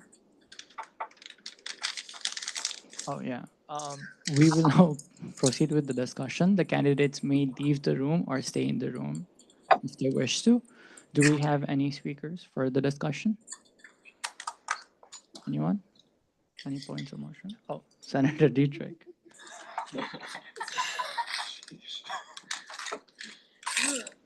Just want to double check that I have the candidate's name correct, but I was really impressed with this candidate. He mentioned that his favorite class is financial accounting. Accounting 200, for those who don't know, is one of the most notoriously difficult classes in College of Business, and it is hated by everyone. I loved that class, and everyone, when I say that, they look at me like I'm crazy. So the fact that he also enjoyed that, has been enjoying that class, or has enjoyed that class, to me is really exciting. I have been the sole College of Business senator since mostly the start of the year. I'm very excited for that to stop being the case, and I'm excited for hopefully candidate Vaughn to join me in meeting with Dean Bach. Thank you. Anyone else? Any other senators? Senator Wickersham. Thank you, Speaker. I feel good, whatever decision this body makes. I feel like both of these are great candidates, and we can't really go wrong with either one. However, I will be urging a vote in favor of candidate Eric, in particular, just especially due to his emphasis on mental health awareness and programs here on campus, especially considering the incredibly stressful and worrying times we live in. Thank you so much. Vice President Guthrie. Question. Any seconds? Second. Any dissents? All those in favor to call to voting, please raise your placard. All those against? Now proceed with the voting. For anyone new, just to write in the piece of paper, candidate 1, yes or no, candidate 2, yes or no. You can't have both of them yes, but you can have one yes. Yeah, you can't have both of them yes is what I'm saying. Oh, so you can write either candidate 1 or candidate 2. Candidate 1 is candidate Hayden. Candidate 2 is candidate Eric. Is that clear? Thank you. We can stand up, just to make sure So we candidate understand. 1, can you please stand so the senators can see who you are? There's candidate 1. Candidate 2. It's here. Candidate 2 is right here. Thank you.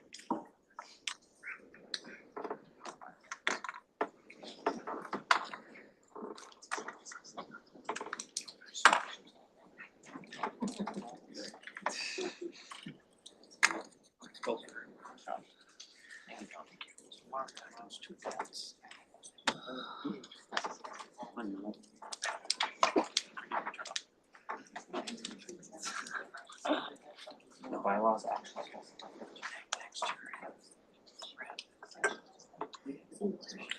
Same thing. I like your hat. Same deal. Giving them more heavy duty rather than. Fair. Surprised, I saw last year. Sluggish? Pictures. Yeah. Sluggish. Senator Johnson, how you doing? Bigger cap state. Well, even The then, resolution, we had yeah. 40-mile-an-hour caps this afternoon. That might not even do it. Yeah, great call. We'll find out. I'm canceling for tomorrow on Friday because of the extreme cold. Oh, man. They're gonna reschedule the, What time are we in? that was Taking bets before or after 6:30? I know. That's my bet too. I know. Well, I'm waiting. Even if we punt the resolution to next week, we still have a ton of candidates. At 4 o'clock. Oh, yeah. I see Lexi. There were what, 9 different applications? And I went over here. You can use this. 1, 2, 3, 4, 5. I'm seeing. Two of them at least aren't here. It's near the archives and ethics and candidate resolution, but it turns out those aren't people. My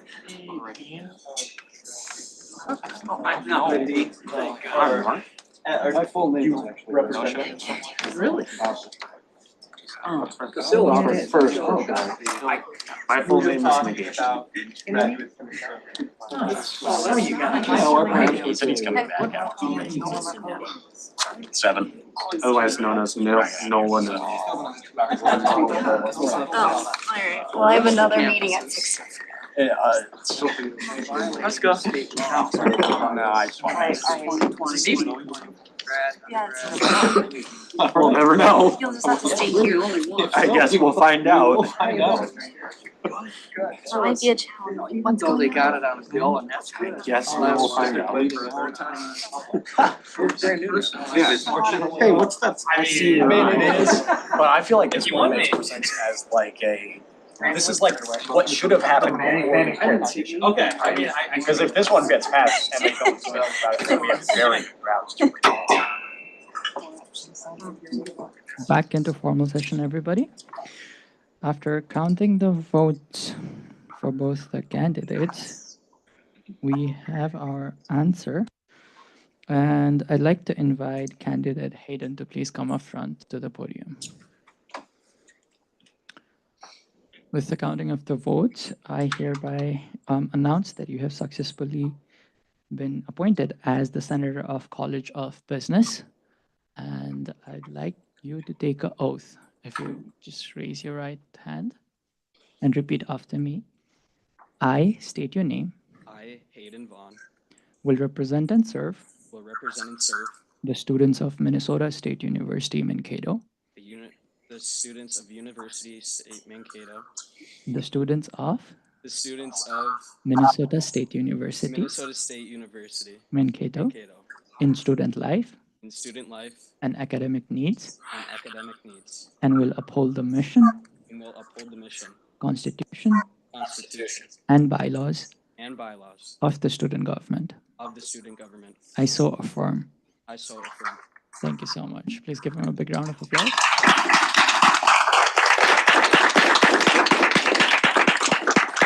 You may please proceed and sit in one of the chairs in front over here. Anyone. And thank you so much, candidate Eric, for applying. We still have other vacant spots, so if you feel like being very engaged with the students again, you can reapply. Thank you. Now we move forward with Senator College of Education. Is there anyone here today for College of Education? We move forward. Oh, thank you. Please move forward to the podium.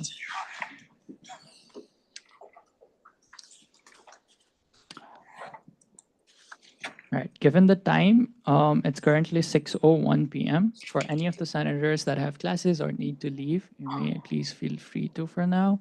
We do have the quorum, so the meeting will continue to go on after hours as well. Is that clear? Thank you.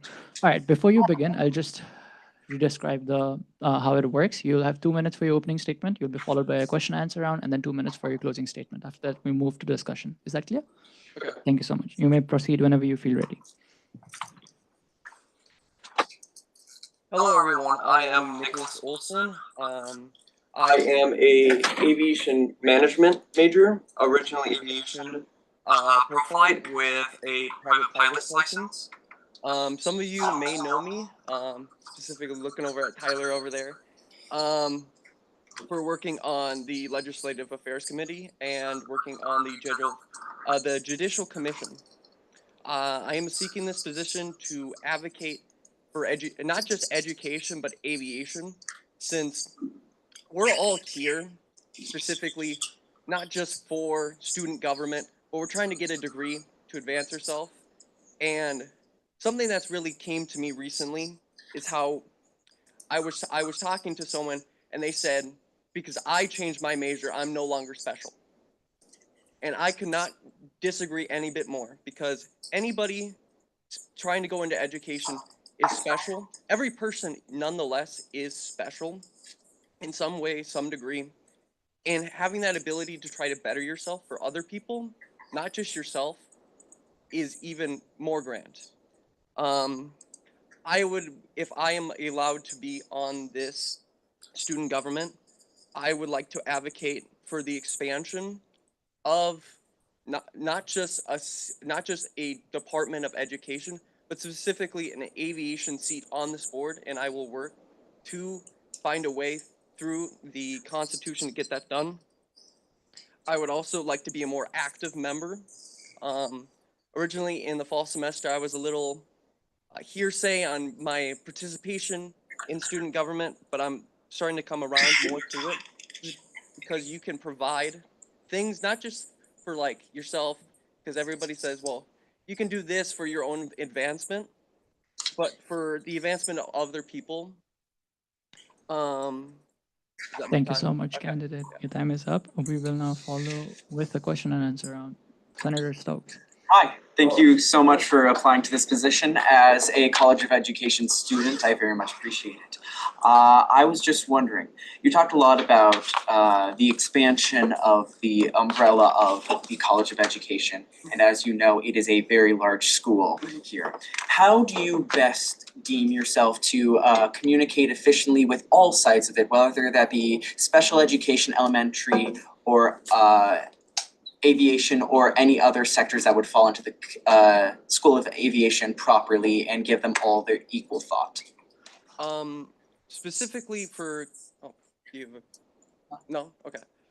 Specifically for that question, for the part of aviation, I'm going to go out to the airport for that part, but for the specific side of education, I'm gonna like to try to enroll more surveys, because I think there's a general need of students have so much information and data that they can express to us that is always like, we can always get more.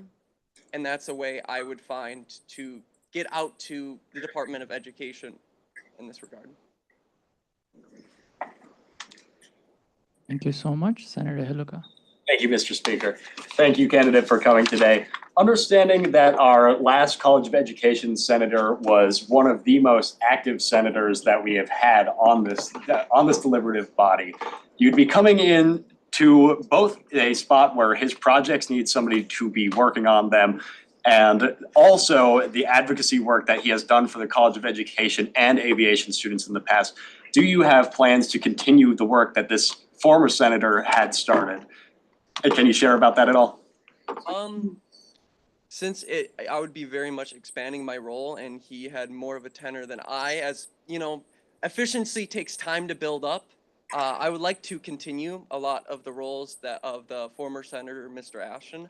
I will also say that I am not going to have the ability to stay on top of literally everything, but I have connections, specifically of people that I can meet here, specifically friends that I have that are interested in student government because we do D&D stuff and more.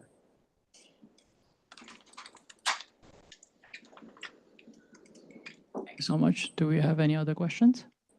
Seeing none, we move forward with your closing statement. You have 2 minutes for your closing statement, please. Well, I know this is, there's been a lot of thank yous today, but I would still like to say thank you to everybody for listening to me yap along. I would like to just finish out about my experience here at MNSU. There's a lot of trying times that you get in school. There's a lot of points where you just kind of commodify education. You commodify yourself. You see it as, you know, especially in aviation, it's like this flight is a certain amount of money, or this class is a certain amount of money, and where am I getting at? But you have to look at the things that you really gain from it, the daily lessons and tribulations that you go through. And I would like to put my own tribulations as an experience for other people not to follow. A lot of people make dumb mistakes, expensive mistakes, and I would like to use my ability to, I wouldn't say stop it, because people are naive. Everybody's going to make a mistake, and if you don't learn from it, then what's the point? But I would like to help people, guide them through getting out of that hole of that mistake through this body. Thank you. I yield my time. Thank you so much. We now move forward with discussion. You may leave the room if you wish to, or stay in the room as well. Senator Stokes. As a student of the College of Education, I would like to push a yes vote due to his diligence about fully rounding this school and the curriculum therefore in it and communicating effectively. I know it is a tough position to fill the shoes of as of the last senator, but I believe this candidate has the possibility of achieving his goal. Thank you. Senator Zellmer. Any seconds? Second. Any dissents? All those in favor of this motion, please raise a placard. All those against it? And we are in voting. So everybody just take a piece of paper and write yes or no and give it to John and me.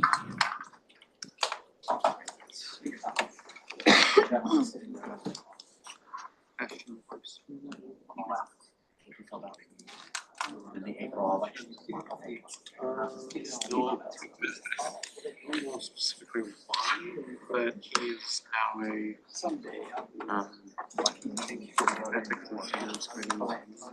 Hey, John. That was the reason. That was the reason that has Zomer said only the chair can active. Maybe I'll keep my head in. Maybe I'll stick around for a little bit. My computer's about to die though. An outlet anywhere nearby? This is an outlet?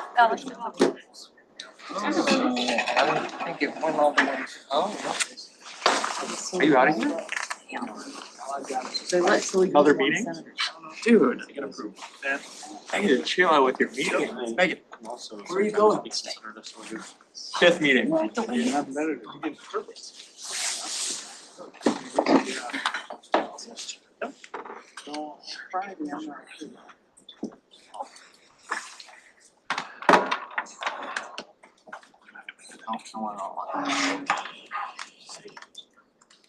make it smell really We're back in formal session, everybody. Candidate Nick, if you would please proceed to the podium.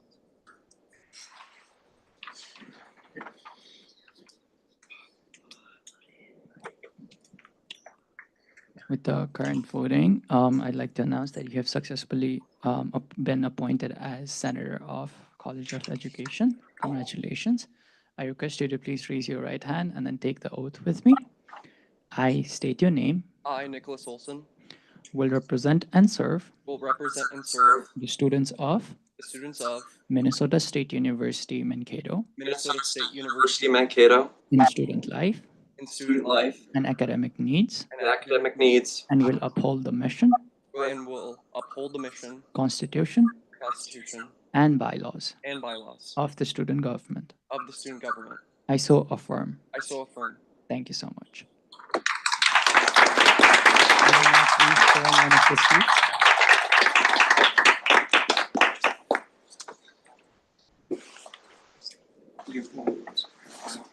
All right, we now move forward with Senator off campus. Is there anyone here today for off campus?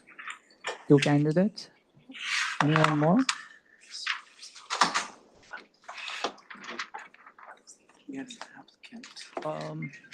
Before we begin, can I please, is there anyone here for College of Allied Health and Nursing? No one, right? Anyone here for College of Humanities, Social and Science? I am. Oh, okay, thank you. We will first begin with Senator off campus. So both of you please move forward. Before we begin, it is not a contested vacancy spot because there's 2 vacancy spots and there's 2 candidates in front of us. So keep that in mind. We will proceed with the same stuff. 2 minutes for opening, question and answer, and then 2 minutes for closing. Is that? Yes, real quick, if I just can, for a point of information for the Senate, your bylaws require 13 of you for a quorum, and that's what's present right now. So if any of you have to leave right now, we have to stop doing business for the day. So if you don't have to leave, please don't at this point. Okay. Yep. That is true. If someone gets appointed, then someone can leave. So, all right, you'll have 2 minutes. Just introduce yourself, and then I'll name you guys candidates. Candidate 1 and candidate 2. All right, you can begin whenever you feel ready. All right. Hello, student government. My name is Aiden Androli, and I'm an organismal biology and ecology major. I do live off campus, and I am running for the off-campus senator position. I'm the active treasurer for the American Heart Association and the American Red Cross Club, and I'm also an active member of Crew, Ages, and I'm involved in the calendar committee. I've also attended student government meetings as part of the gallery and have also been the president of my local FFA chapter, so I am familiar with the structure of Robert Rules of Orders. I'm interested in running for a senator position because I do feel there is a disconnect between off-campus residents and student organizations and would like to help bridge that gap. Students that live off campus often do not know the resources that they are granted on campus and struggle with affordability regarding education, resulting in difficulties learning. So I hope to work to help improve that issue. Thank you so much. Candidate 2, and please begin. Hello, everyone. My name is Pablo Alvarez Reyes. Some of you might have already remembered me from other student government activities I might have attended. I am a freshman at MNSU, and I am in the physics teaching program. I have a lot of experience in leadership and effective communication with administration from my high school experiences as a student representative for my Waseca High School students. I did a lot of high school activities that put me in a lot of leadership and seniority over other students. I really enjoyed it all, and I loved to be an active member of my community and other discourse groups. I intend, as a running off-campus senator, to address issues regarding Monks Avenue, safety concerns, the availability to off-campus resources, and lease gaps that occur at off-campus housing. I'm thankful for this opportunity to speak in front of you all and represent my community. Regardless of whatever transpires in this election, and I hope to have your support. Thank you so much. We now begin with question and answer round. Any questions for the candidate, Senator? Any senators with questions? Senator Stokes? Hi, thank you both so much for applying and being here today. I was just wondering if, as an off-campus senator, how you would better communicate with those who live off-campus, as it is such a wide and sprawling community. Yes, of course. And being in a lot of clubs and organizations, it's a very easy way to get that communication in an informal way to be able to talk with people in our community. I know personally that in the groups that I'm a part of, there's many people that live off campus, and I do look forward to talking to them and communicating with them. And that's a great way to do it in those areas because it's less stigma around it. It's just more easygoing, so you're able to be able to talk on those kind of issues more personally. Thanks. I believe staying in an active part of my community will help me better talk to other parts of off-campus students. Off-campus students are obviously everywhere, and as well as being in a very compact apartment building at Highland Hills, I believe my ability to talk with other students I come across walking back from class or walking to class will give me the chance and opportunity to learn from their experiences and see what issues they want to address. Thank you. Senator Wickersham? Yeah, building off of Senator Stokes's question, the question I have for both of you is how you will be able to effectively get off-campus students more connected with their with the university and make them feel more as if they are included in this community as Mavericks. That's a great question. Thank you. I honestly believe that communication and just advocating for information to off-campus people in our campus is the easiest way to do that. So being able to get people involved in the little ways just by communicating, being like, hey, there's an event going on for mental health. I recommend that you come stop by. I know that you're probably not as well known to it just because you don't spend a whole lot on campus. So I think the easiest way to do that is by using social media and then also just personal talking with them.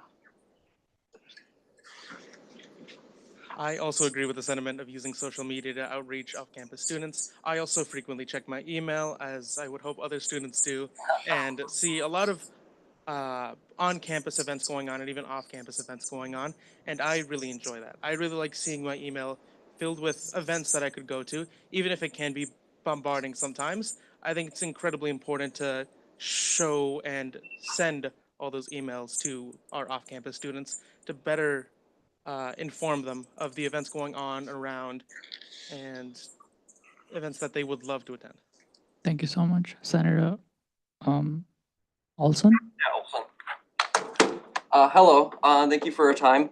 My question regarding to you is, we all know that the Senate is going on for a while, and there's going to be other obligations throughout the year. So I'd like to know either of your personal skills, resources, or experiences that would make you susceptible to this role for time management. Yeah, I can go ahead and start with that. I have had experience with running meetings and then also working closely with communication in this standpoint. As I mentioned earlier in my beginning, I did say that I was the FFA, my local FFA chapter's president. I also served as a treasurer for 2 years. So given that experience, I do have plenty experience to be able to work with people, lead meetings, and also focus on time management. I know that me and I'm sure all of you do have struggles every now and then with time management, but I think that's a great way for us to be able to express our experiences with others and give it a chance to work in student government in every chance that we possibly can have. Thank you. Thank you. You have to answer. In my personal life, I had to do a lot of things. My senior year of high school was very busy, so I really learned the usage of time management. Although I may not have the experience in time management regarding meetings, I believe my ability to manage both my senior year of high school, football, marching band, BPA, and the student representative group will give me the edge in managing my time effectively, and especially managing the time effectively for others. We'll now proceed with your closing statements. Candidate number 1, you have 2 minutes. Thank you. In summary, I do hope to work closely with all of you. Either if I do get the position or not, I do still look forward to joining committees and working very closely on certain issues that I deem valuable and that all of you deem valuable. I hope to make efforts in communication between off-campus and on-campus and student activities as much as I possibly can. It's important for us to create a safe and structured learning environment for all people, no matter what background. And I think it's important to be able to show that for all people. Thank you, student government, for your considerations. Thank you so much. Candidate number 2, you have 2 minutes for your closing statement.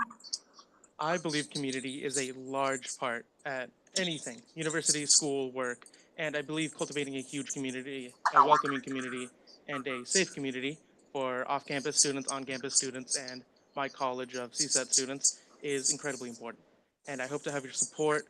I hope to have your guidance through my inexperience in running. And I would really like to thank all of the student government for the meetings I've attended, the events I've attended, and the opportunity to speak with all of you, learn from you, and hopefully learn from you even more this semester and future semesters. Thank you so much. We now move forward with discussion. Candidates, you may leave the room if you wish to. You may sit down and listen to the discussion if you wish to as well. Any speakers for discussion? Any points of motion on the floor? Yes. I met Aiden this past semester, the fall semester in the AU's club, and the short time I've known him, I've seen that the things he chooses to be a part of that he cares very deeply about, and I'm sure if he wants to be a part of this, that he will care very deeply about it, and I will be voting yes for him. Thank you so much, Senator. Vice President Kafle. Any seconds? Any dissents? All those in favor, please raise your placard. All those against? Everybody, please, in a piece of paper, write yes or no to candidate 1 and candidate 2. Candidate 1 is candidate Aiden, if you can please stand up. And candidate 2 is candidate Pablo, can you please stand up? Thank you so much. Yes, there are two. So then you can write yes or no for either one of them. You could write for yes for both, you write no for both. Oh, we have a, Yeah. we have a couple. So for each one, we need you to write a yes, no, or abstain. Are you sure you want And you can write no for both. Yes for both. You have to re-enroll. I didn't even hesitate. I'll take the nice one over there. You're definitely not going to. I don't know if I'm allowed to say that. We all voted against it. That's what I was trying to. Okay, you don't think people are going to pass? Yeah, it's the mental health matters, but it's true. I feel like we're deciding that mental health doesn't matter. Yeah, it doesn't. That's the official position of the. I'm actually crafting a resolution right now that says that. Thank you. As the student senate, I think we need less mental health resources. As the official position of the student senate, I think we need to defund the counseling. So maybe you can. Okay. Do we really need so many counselors? I don't think so. Okay. Counselors. Do we need so many grand chancellors on the student senate? He's the one that did all the research. Yeah, I did. You know, I think we need more titles. We need more titles in this Senate. Right, you're right, Senator Olson. No, the exalted Senator Olson now. Senator of being silly. She says, "Oh, we're gonna look into it." I know, I saw that, I'm like, flying by the seat of his pants. You gave me when I was simple matter of change. Fine. Oh, we match, okay. Tyler. This is the. I have something important. I just want to say, I just want to say, you're not the only one. That's just yeah, my mom sent me it a while ago. And that's, what's it? It's the newest. We're back in order, everybody. If both of the candidates would please move forward to the podium. With the given vote count, I am very happy to announce that both of you have been successfully appointed as senator for off-campus.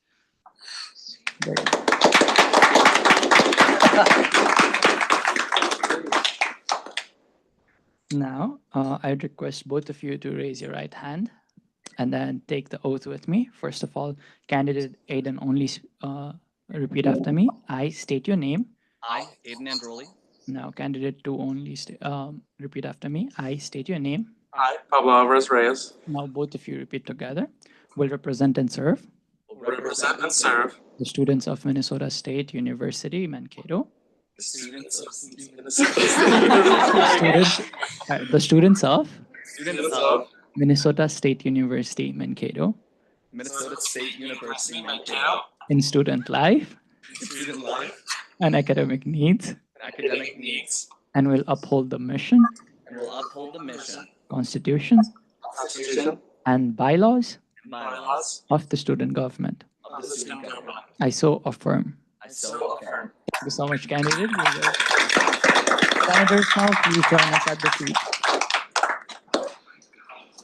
Now we move forward with Senator College of Humanities and Social Science. Do we have anyone here? Yes.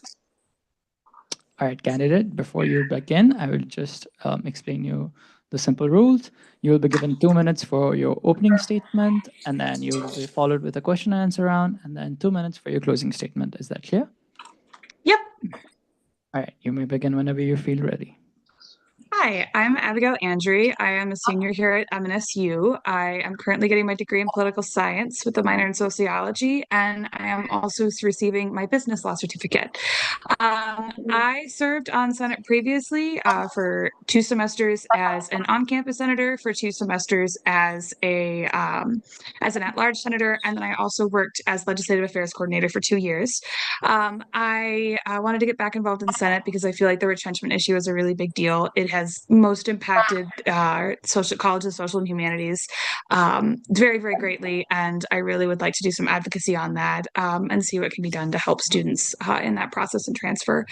As for me, I feel like I've served here before. I want to continue working here. I had an absolutely incredible experience before, and that's all from me.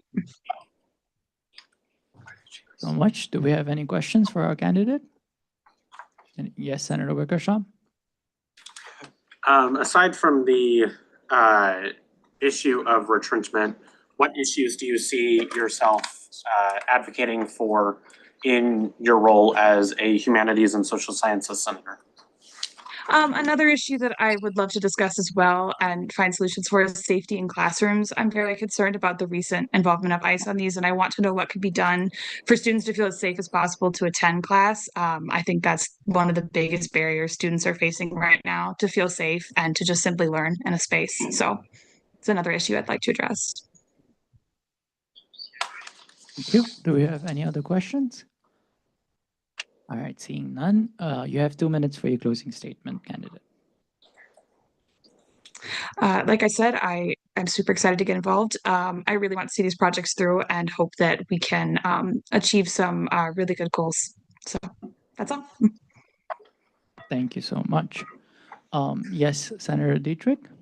Everyone vote yes for Abigail Andry. President Colleran and I were in the Senate with Abigail Andry during the 91st Senate. There is much shared trauma. The fact that Abigail Andry wants to come back is awesome, and I'm so excited for them to join us at this table. Hopefully one of the people holding up their placard wants to call to question, because this shouldn't be a question. Would everyone just vote yes? Senator Hilliker. Call the question. Seconds. Second. All those in favor, please raise your placard. All those against it. All right, everybody write your votes in a piece of paper. Give it to John and me.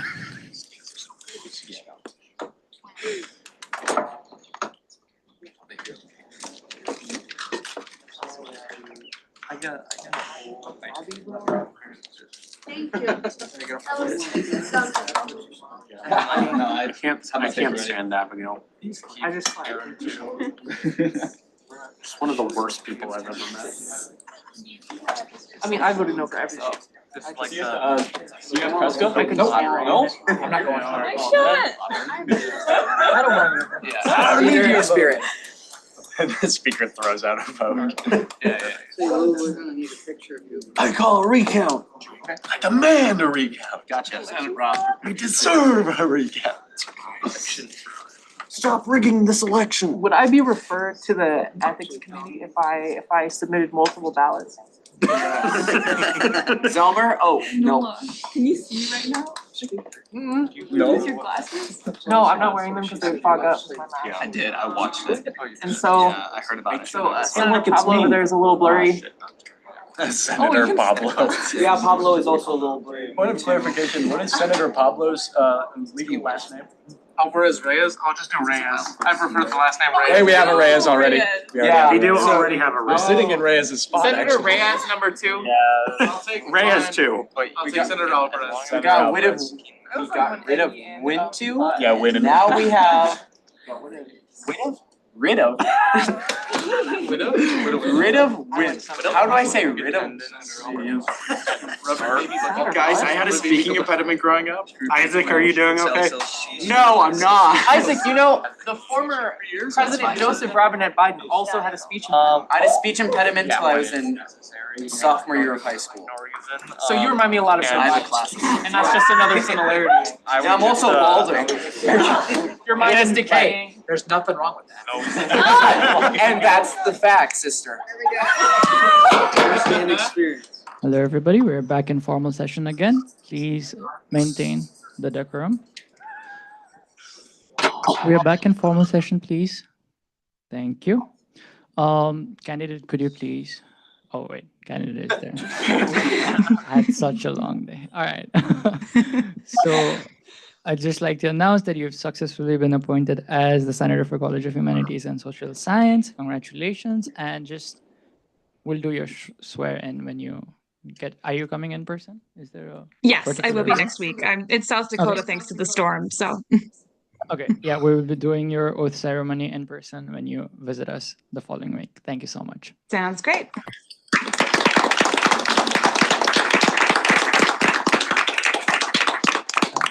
We now go towards new business, which is resolution regarding retrenchment actions. And I'd like to invite President Colleran Oh, wait, who's the other? Oh, okay. Senator Johnson and Senator Ray to please present it. First or, you go first, because I've never done this before. Great.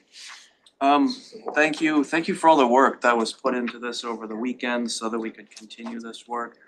I would remind us of what our student government advisor reminded us of just last week, that it's important to, in advance, read the legislation, make comments in advance so that we can expedite these processes. This was given ample notice in this expedited week process, and there were no offerings of suggestions, edits, complaints, dismissals of any sort. There were no comments provided. I would further remind us that the previous bill was first introduced in November of last year. It was first brought to the floor in the first week of December of last year, and that all of the questions that were to be brought to it had almost 2 months of time that could have been provided. I recognize the skill and efforts that Senator Wickersham put into a whole series of amendments to further strengthen the previous resolution. Further, I was hoping that Cole were still in the room. As far as condemning retrenchment goes, and any sort of concerns on the language of the current resolution, I would give one further reminder that at Meet and Confer last month in December, I told directly, face-to-face, the provost of this university and the president of this university that the student body condemns retrenchment. The highest ranking officers who make these difficult decisions have been told face-to-face, man-to-man, person-to-person, on the student body opinion on this thing, the current actions of retrenchment. The fallout of that was an impressive amount of respect on a give and take level. Since that moment, more student representatives have been invited and welcomed to further Meet and Confer sessions. I directly told them this, and I also reminded them that it is the thing that is condemned, not anybody personally, not the human beings that make these difficult decisions. So as far as the student body opinion condemning this thing, it has already been relayed to the most important officials in charge of such decisions. That cat has been out of the bag for a month and a half. This resolution just reaffirms the student body opinion that informed the earlier resolution. This is something that we should pass. We should eagerly pass it. There is currently a chilling effect that could be detrimental to the point of ruination for this and every other institution in this country. If we lose our international students, there is no future for MSU, for any campus in this country. We are costing ourselves, our institutions, our schools, our communities, tens of millions of dollars if we're getting rid of some of our best people and assets intellectually, courageously, financially. There is a high chance of a 3 to 6% tuition increase for next school year. If we continue to do things like retrenchment that pushes students out or makes students less likely to apply, we're going to have lower enrollment. Lower enrollment means English 101 sections are canceled. My section was canceled because of low enrollment. I'm fortunate to be back in the writing center so I can keep being here. If we get rid of our international students, if we can't stand up for student opinion, How can we stand up for opposition to a 3 to 5% tuition increase, which is coming down the line? We want to have a unified voice in support of and voicing and projecting that voice of the student body. That's our jobs. That's what we were entrusted with. I'm going to yield to Senator Ray to enlighten us a little bit more. But what I would further ask is that we, if we have the quorum, expedite the process to old business here today. Let's get this done. It should have already been done. Let's do it. Thank you so much. Senator Reyes first. I completely agree with everything that Senator Johnson said. I think that this should be an expedited process. This has been an issue that we have delayed for a long time on. I think that it's time that we act on it. I understand the reasons for delaying. I voted for delaying. I had problems with the previous resolution. I think this resolution is, I'm not gonna say airtight, but I think that it's in very good shape. I think that it addresses a lot of problems that a lot of senators voiced with the previous resolution. I think that addresses a lot of problems that I had with the previous resolution. I think it very clearly lays out the problems with the process, the problems that this retrenchment will have in terms of impacting the student body.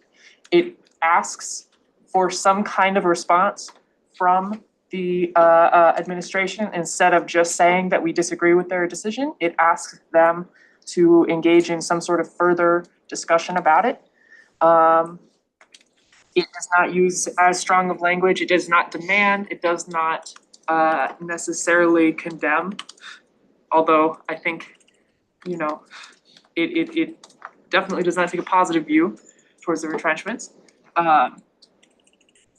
I think that this is an important issue. I think that this is the right way to go about it. I think that it's time that we get this over with. So yeah. Thank you so much, Senator Heluka. Thank you, Mr. Speaker. I would like to ask you to communicate with the author of this resolution to clarify where they received the authority to speak on behalf of the student body in conversations with the university administration, having not only not been elected by the total constituency of the student body, and rather having only been elected by off-campus students, as it is my understanding that one of the many reasons for us promoting and passing resolutions is to verify that the student body, by way of representative democracy, is in favor of certain items, and that the student body president and at-large senators, having been elected by the entire student body, along with the student body vice president, are the only members of this representative democracy who can claim the right to represent the entire student body. Can you ask the author to clarify where he received this right? Author, do you want to follow? I think that was directed to me, and I'd be happy to answer that.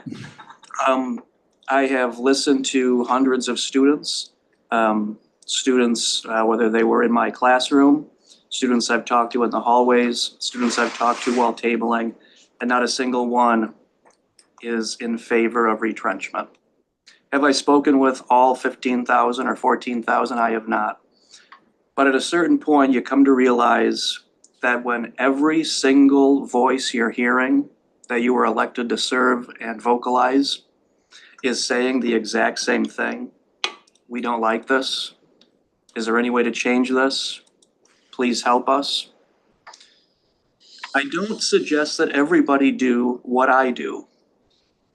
But at my age and my experience, and served up like a volleyball opportunity last month, I took it because it is the right thing to do. I told them student body opinion on this matter in a non-personal way because it was the right thing to do. Senator Dietrich, Right. Second. any dissent? All those in favor, please raise your black card. All those against it? All right, This motion clearly passes. No, I'll call the question. Now I do close out. no, the motion to call the question was passed. Now, all of you please write down your close ballot, John. So the motion has been made to expedite this, so that's a separate motion. Nobody's called the question. It's still open for debate. So yes, Senator. Motion to call the question. In seconds. Second. I need dissent. All those in favor, please raise your placard. All those against it. All right, now we move forward. This motion clearly passes. Now we move forward to voting. If you would like to pursue with a closed ballot, you can do that. If you want to have it, Show of hands. it's up to you, Mr. Speaker. All right. Let's just do it with show of hands so that You it can gets. do a roll call if you wanted to. Actually, yeah, let's just do two birds at the same time, right? All right. Senator Aubart. Abstain. That is. It's okay. Senator Hyber. Abstain. Senator Cupboard. Abstain. Senator Dietrich. Yes. Yes. Senator Reyes. Abstain. Senator Nguyen. Abstain. Senator Anderson. Abstain. Senator Zelmer. Abstain. Senator Cummings. Abstain. Senator Ide. Yes. Yes. Senator Hiluka. Yes. Senator Isaac. Then Senator Knauer. Senator Johnson. Yes. Senator Stokes. Yes. Senator Hillstead. Abstain. Senator Liu.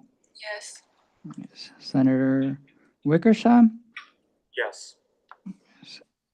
Vice President Kafley. Abstain. President Caldron. Yes. Yes. Senator Bartlett. Yes. Senator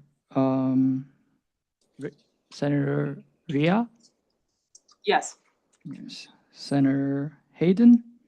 Yes. Senator Olson. Abstain. Abstain. Senator Aiden. Yes. Senator Pablo. Yes. Senator Andre. Yes. Yes. And no one says no. Nolan says no. Zelmer, okay. And Senator Zelmer says no. So with this, altogether, we have 1, 2, 3, 4, 5, 6, 7, 8, 9, 10, 11, 12, 13. All right. So altogether, with a clear majority, this resolution passes, and that is it. This resolution passes. Yes. Mr. Speaker, just from a procedural standpoint, for your vote count, those who were not absent do not count as abstaining. They're just not here and not voting. So your vote count would be how many yeses, how many noes, and then I think you only had one abstain, correct? Yep. 1 abstain, 1 no, and then 15 yeses. That's your vote count. There you go. So we move forward with announcements. Any announcements? Yes, John. I have a whole notepad full of them, guys. That's only gonna take me about an hour and a half. Can we make it 2, please? Yes, why not? Okay, so for the new senators, congratulations and welcome to the Senate. As you can tell, this group handles a lot of things. Some of them are a breeze, some of them are not. Some difficult decisions, difficult conversations are often had around here. For those of you who are new, I have just added you to the student government team on Microsoft, and I have just added you to the Senate folder. So in there, you will find some Senate meeting documents and things like that. So today's agenda, the applications of those who applied for vacancies are in there. You'll find the resolution. This document's in that folder. You'll find other things stored in that folder. So you were added to teams today. That's where you can go for stuff. As we get into budget season, you'll find that we start adding a lot more stuff in there. Our first presentation for budget requests is going to be with Student Health Services. And so their presentation and request will be uploaded to that folder as we get their information from them. So we operate in teams. There's chat stuff going on. I also posted in teams for the whole Senate some links for the Career Development Center. There are several events that they're hosting over the next couple of months that are are things that were being talked about today, and some dates are getting mixed up. So there is a program called the Employer in Residence. That is the event next Tuesday, the 27th, for which Customs and Border Protection is going to be present on campus. Okay. In February, you have career fairs. Okay. There is a law enforcement career fair as part of that. I am not sure if CBP is going to be part of that. I have sent an email to the director of the Career Development Center to ask for that clarification. So just so that you can know, I shared the links on the wall or whatever the discussion board in the Senate channel today so that you can see for yourself what those various events are that are coming up. Okay. A couple of other things. Today, the second housing fair of the year took place. Hopefully you got a chance to visit with folks if you're interested there. There's one more. It will be the week after spring break. It's March 18th, I believe is the date. So if you're interested in that. The student events team had on its schedule for the rest of the week, Wednesday, Thursday, Friday, there was supposed to be ice skating outside. The weather has not cooperated, and this afternoon, late this afternoon, the decision was made to cancel for the rest of the week. There was some damage to tents and other equipment out there, and the weather is just not going to be conducive to this. I know a lot of you are Minnesotans, but minus 10 or minus 17 is not ideal weather to be outside anyway. So unfortunately, the wind is what was the deciding factor for today. There was damage to equipment out there, so that event will not be taking place. In the student activities office, we hire graduate assistants to do various things. We have 3 graduate assistant openings posted on the GA positions website for next year. If you know people who are going to be graduate students and who are looking, please encourage them to apply. We have an early review deadline. We start reviewing them the week before spring break. Why? Because our office wants to snag the best that we can. And so that means being early.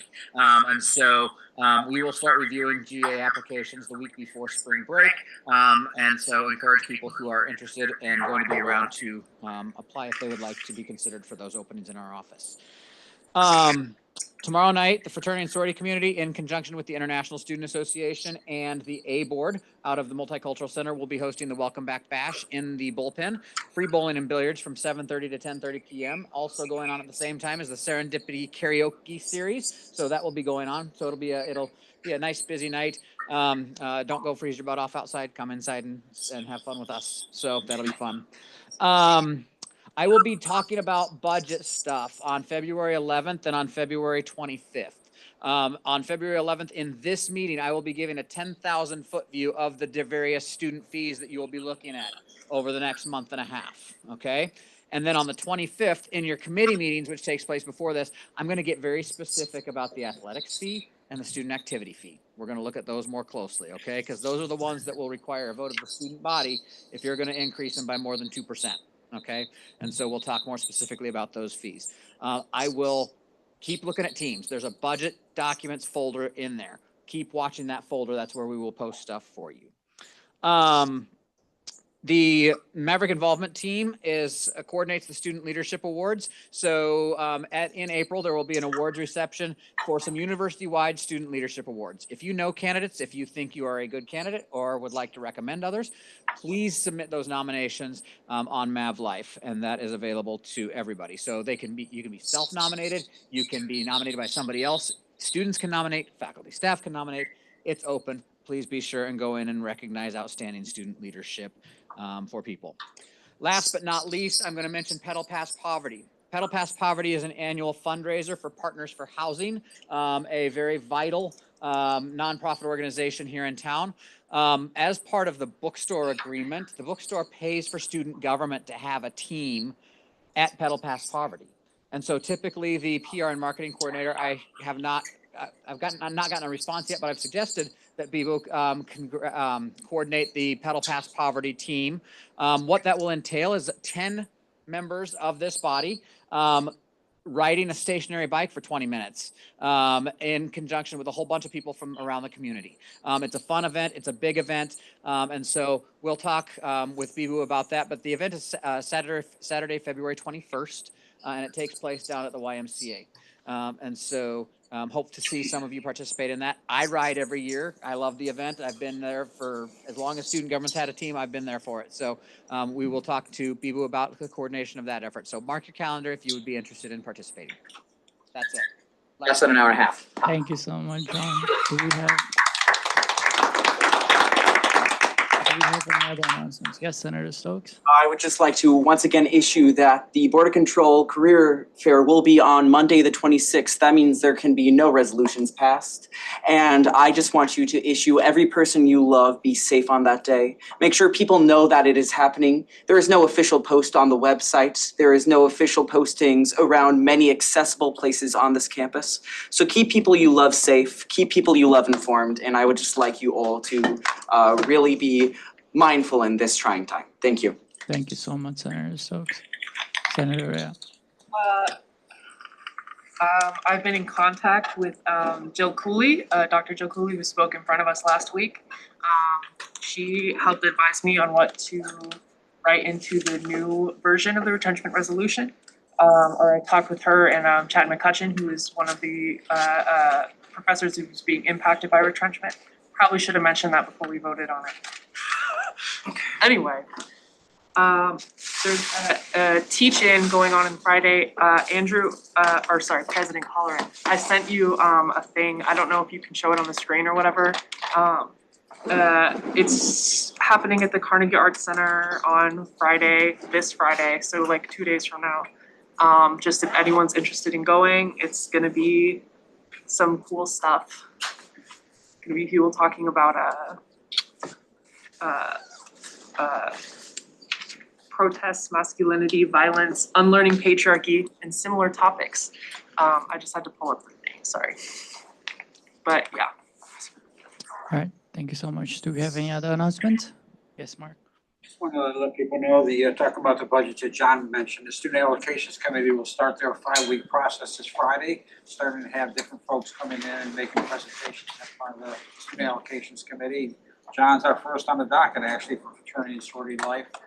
Continue the next 5 weeks, bringing 3 or 4 groups each one of those times. I did want to mention too, when John talked about the ice skating thing not happening for the next 3 days.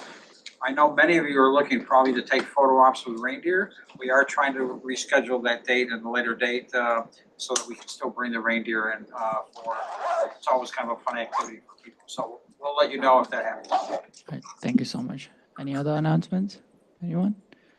All right, seeing none, since we already took the roll call during the voting process itself, I call this meeting adjourned at 6:55 p.m. Thank you, everybody. New senators, I need your pictures for the roster. New senators against the wall. All the new senators, meet dude. This isn't the first time I've seen you turn on the phone. Hey, as long as you're having fun with it. New senators, everybody. Good, hour class? It's a 6 to 7:50. Oh, sorry, I missed it. Got it. So it's the 27th for the, and this is the one where they're gonna be sitting right outside. I guess I don't have an answer yet, whether or not they're going to be at. Oh, thank you. I don't have an answer yet. I have asked. They're going to be at that event on Saturday. The only reason you want to oh, come on now. Hey. 1, 2, 3. No, yeah, right. My hair is so bad right now. No. Let's go. One, two, three. John, give me the next. Here, what are you doing? Anybody else? Hey, Bob Johnson. Going. Hey, what's up, man? I just gotta let you know, I will be submitting a complaint to the commission on standards for your behavior. I still respect you as an individual, but I do feel like you need to respect the process of representation. If I was senators allowed to then I'm gonna file thanks for letting me take government and tell them I am against arbitrary. You know, you have to understand where I go. Like, they're not always this way. No, understand, you do what you have to do. I remember myself. I just want to let This was the first meeting at which they. Yeah, that's good right now. I'll introduce you. I keep it later. How is Aiden, doesn't he? So I remember spring semester. Like that's all. We can make budgets. Yeah. I've been here, I don't know what I'm doing. I've been here for the entire freshman saga. That was a whole. Then you have to. Can I miss that? For 20 seconds. So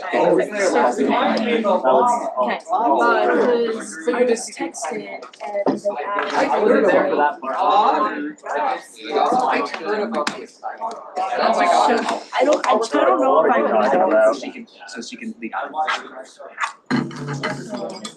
Yeah, that was mine. Yeah. I leave stuff. If I need to do a half-hour center training. Any support I need. and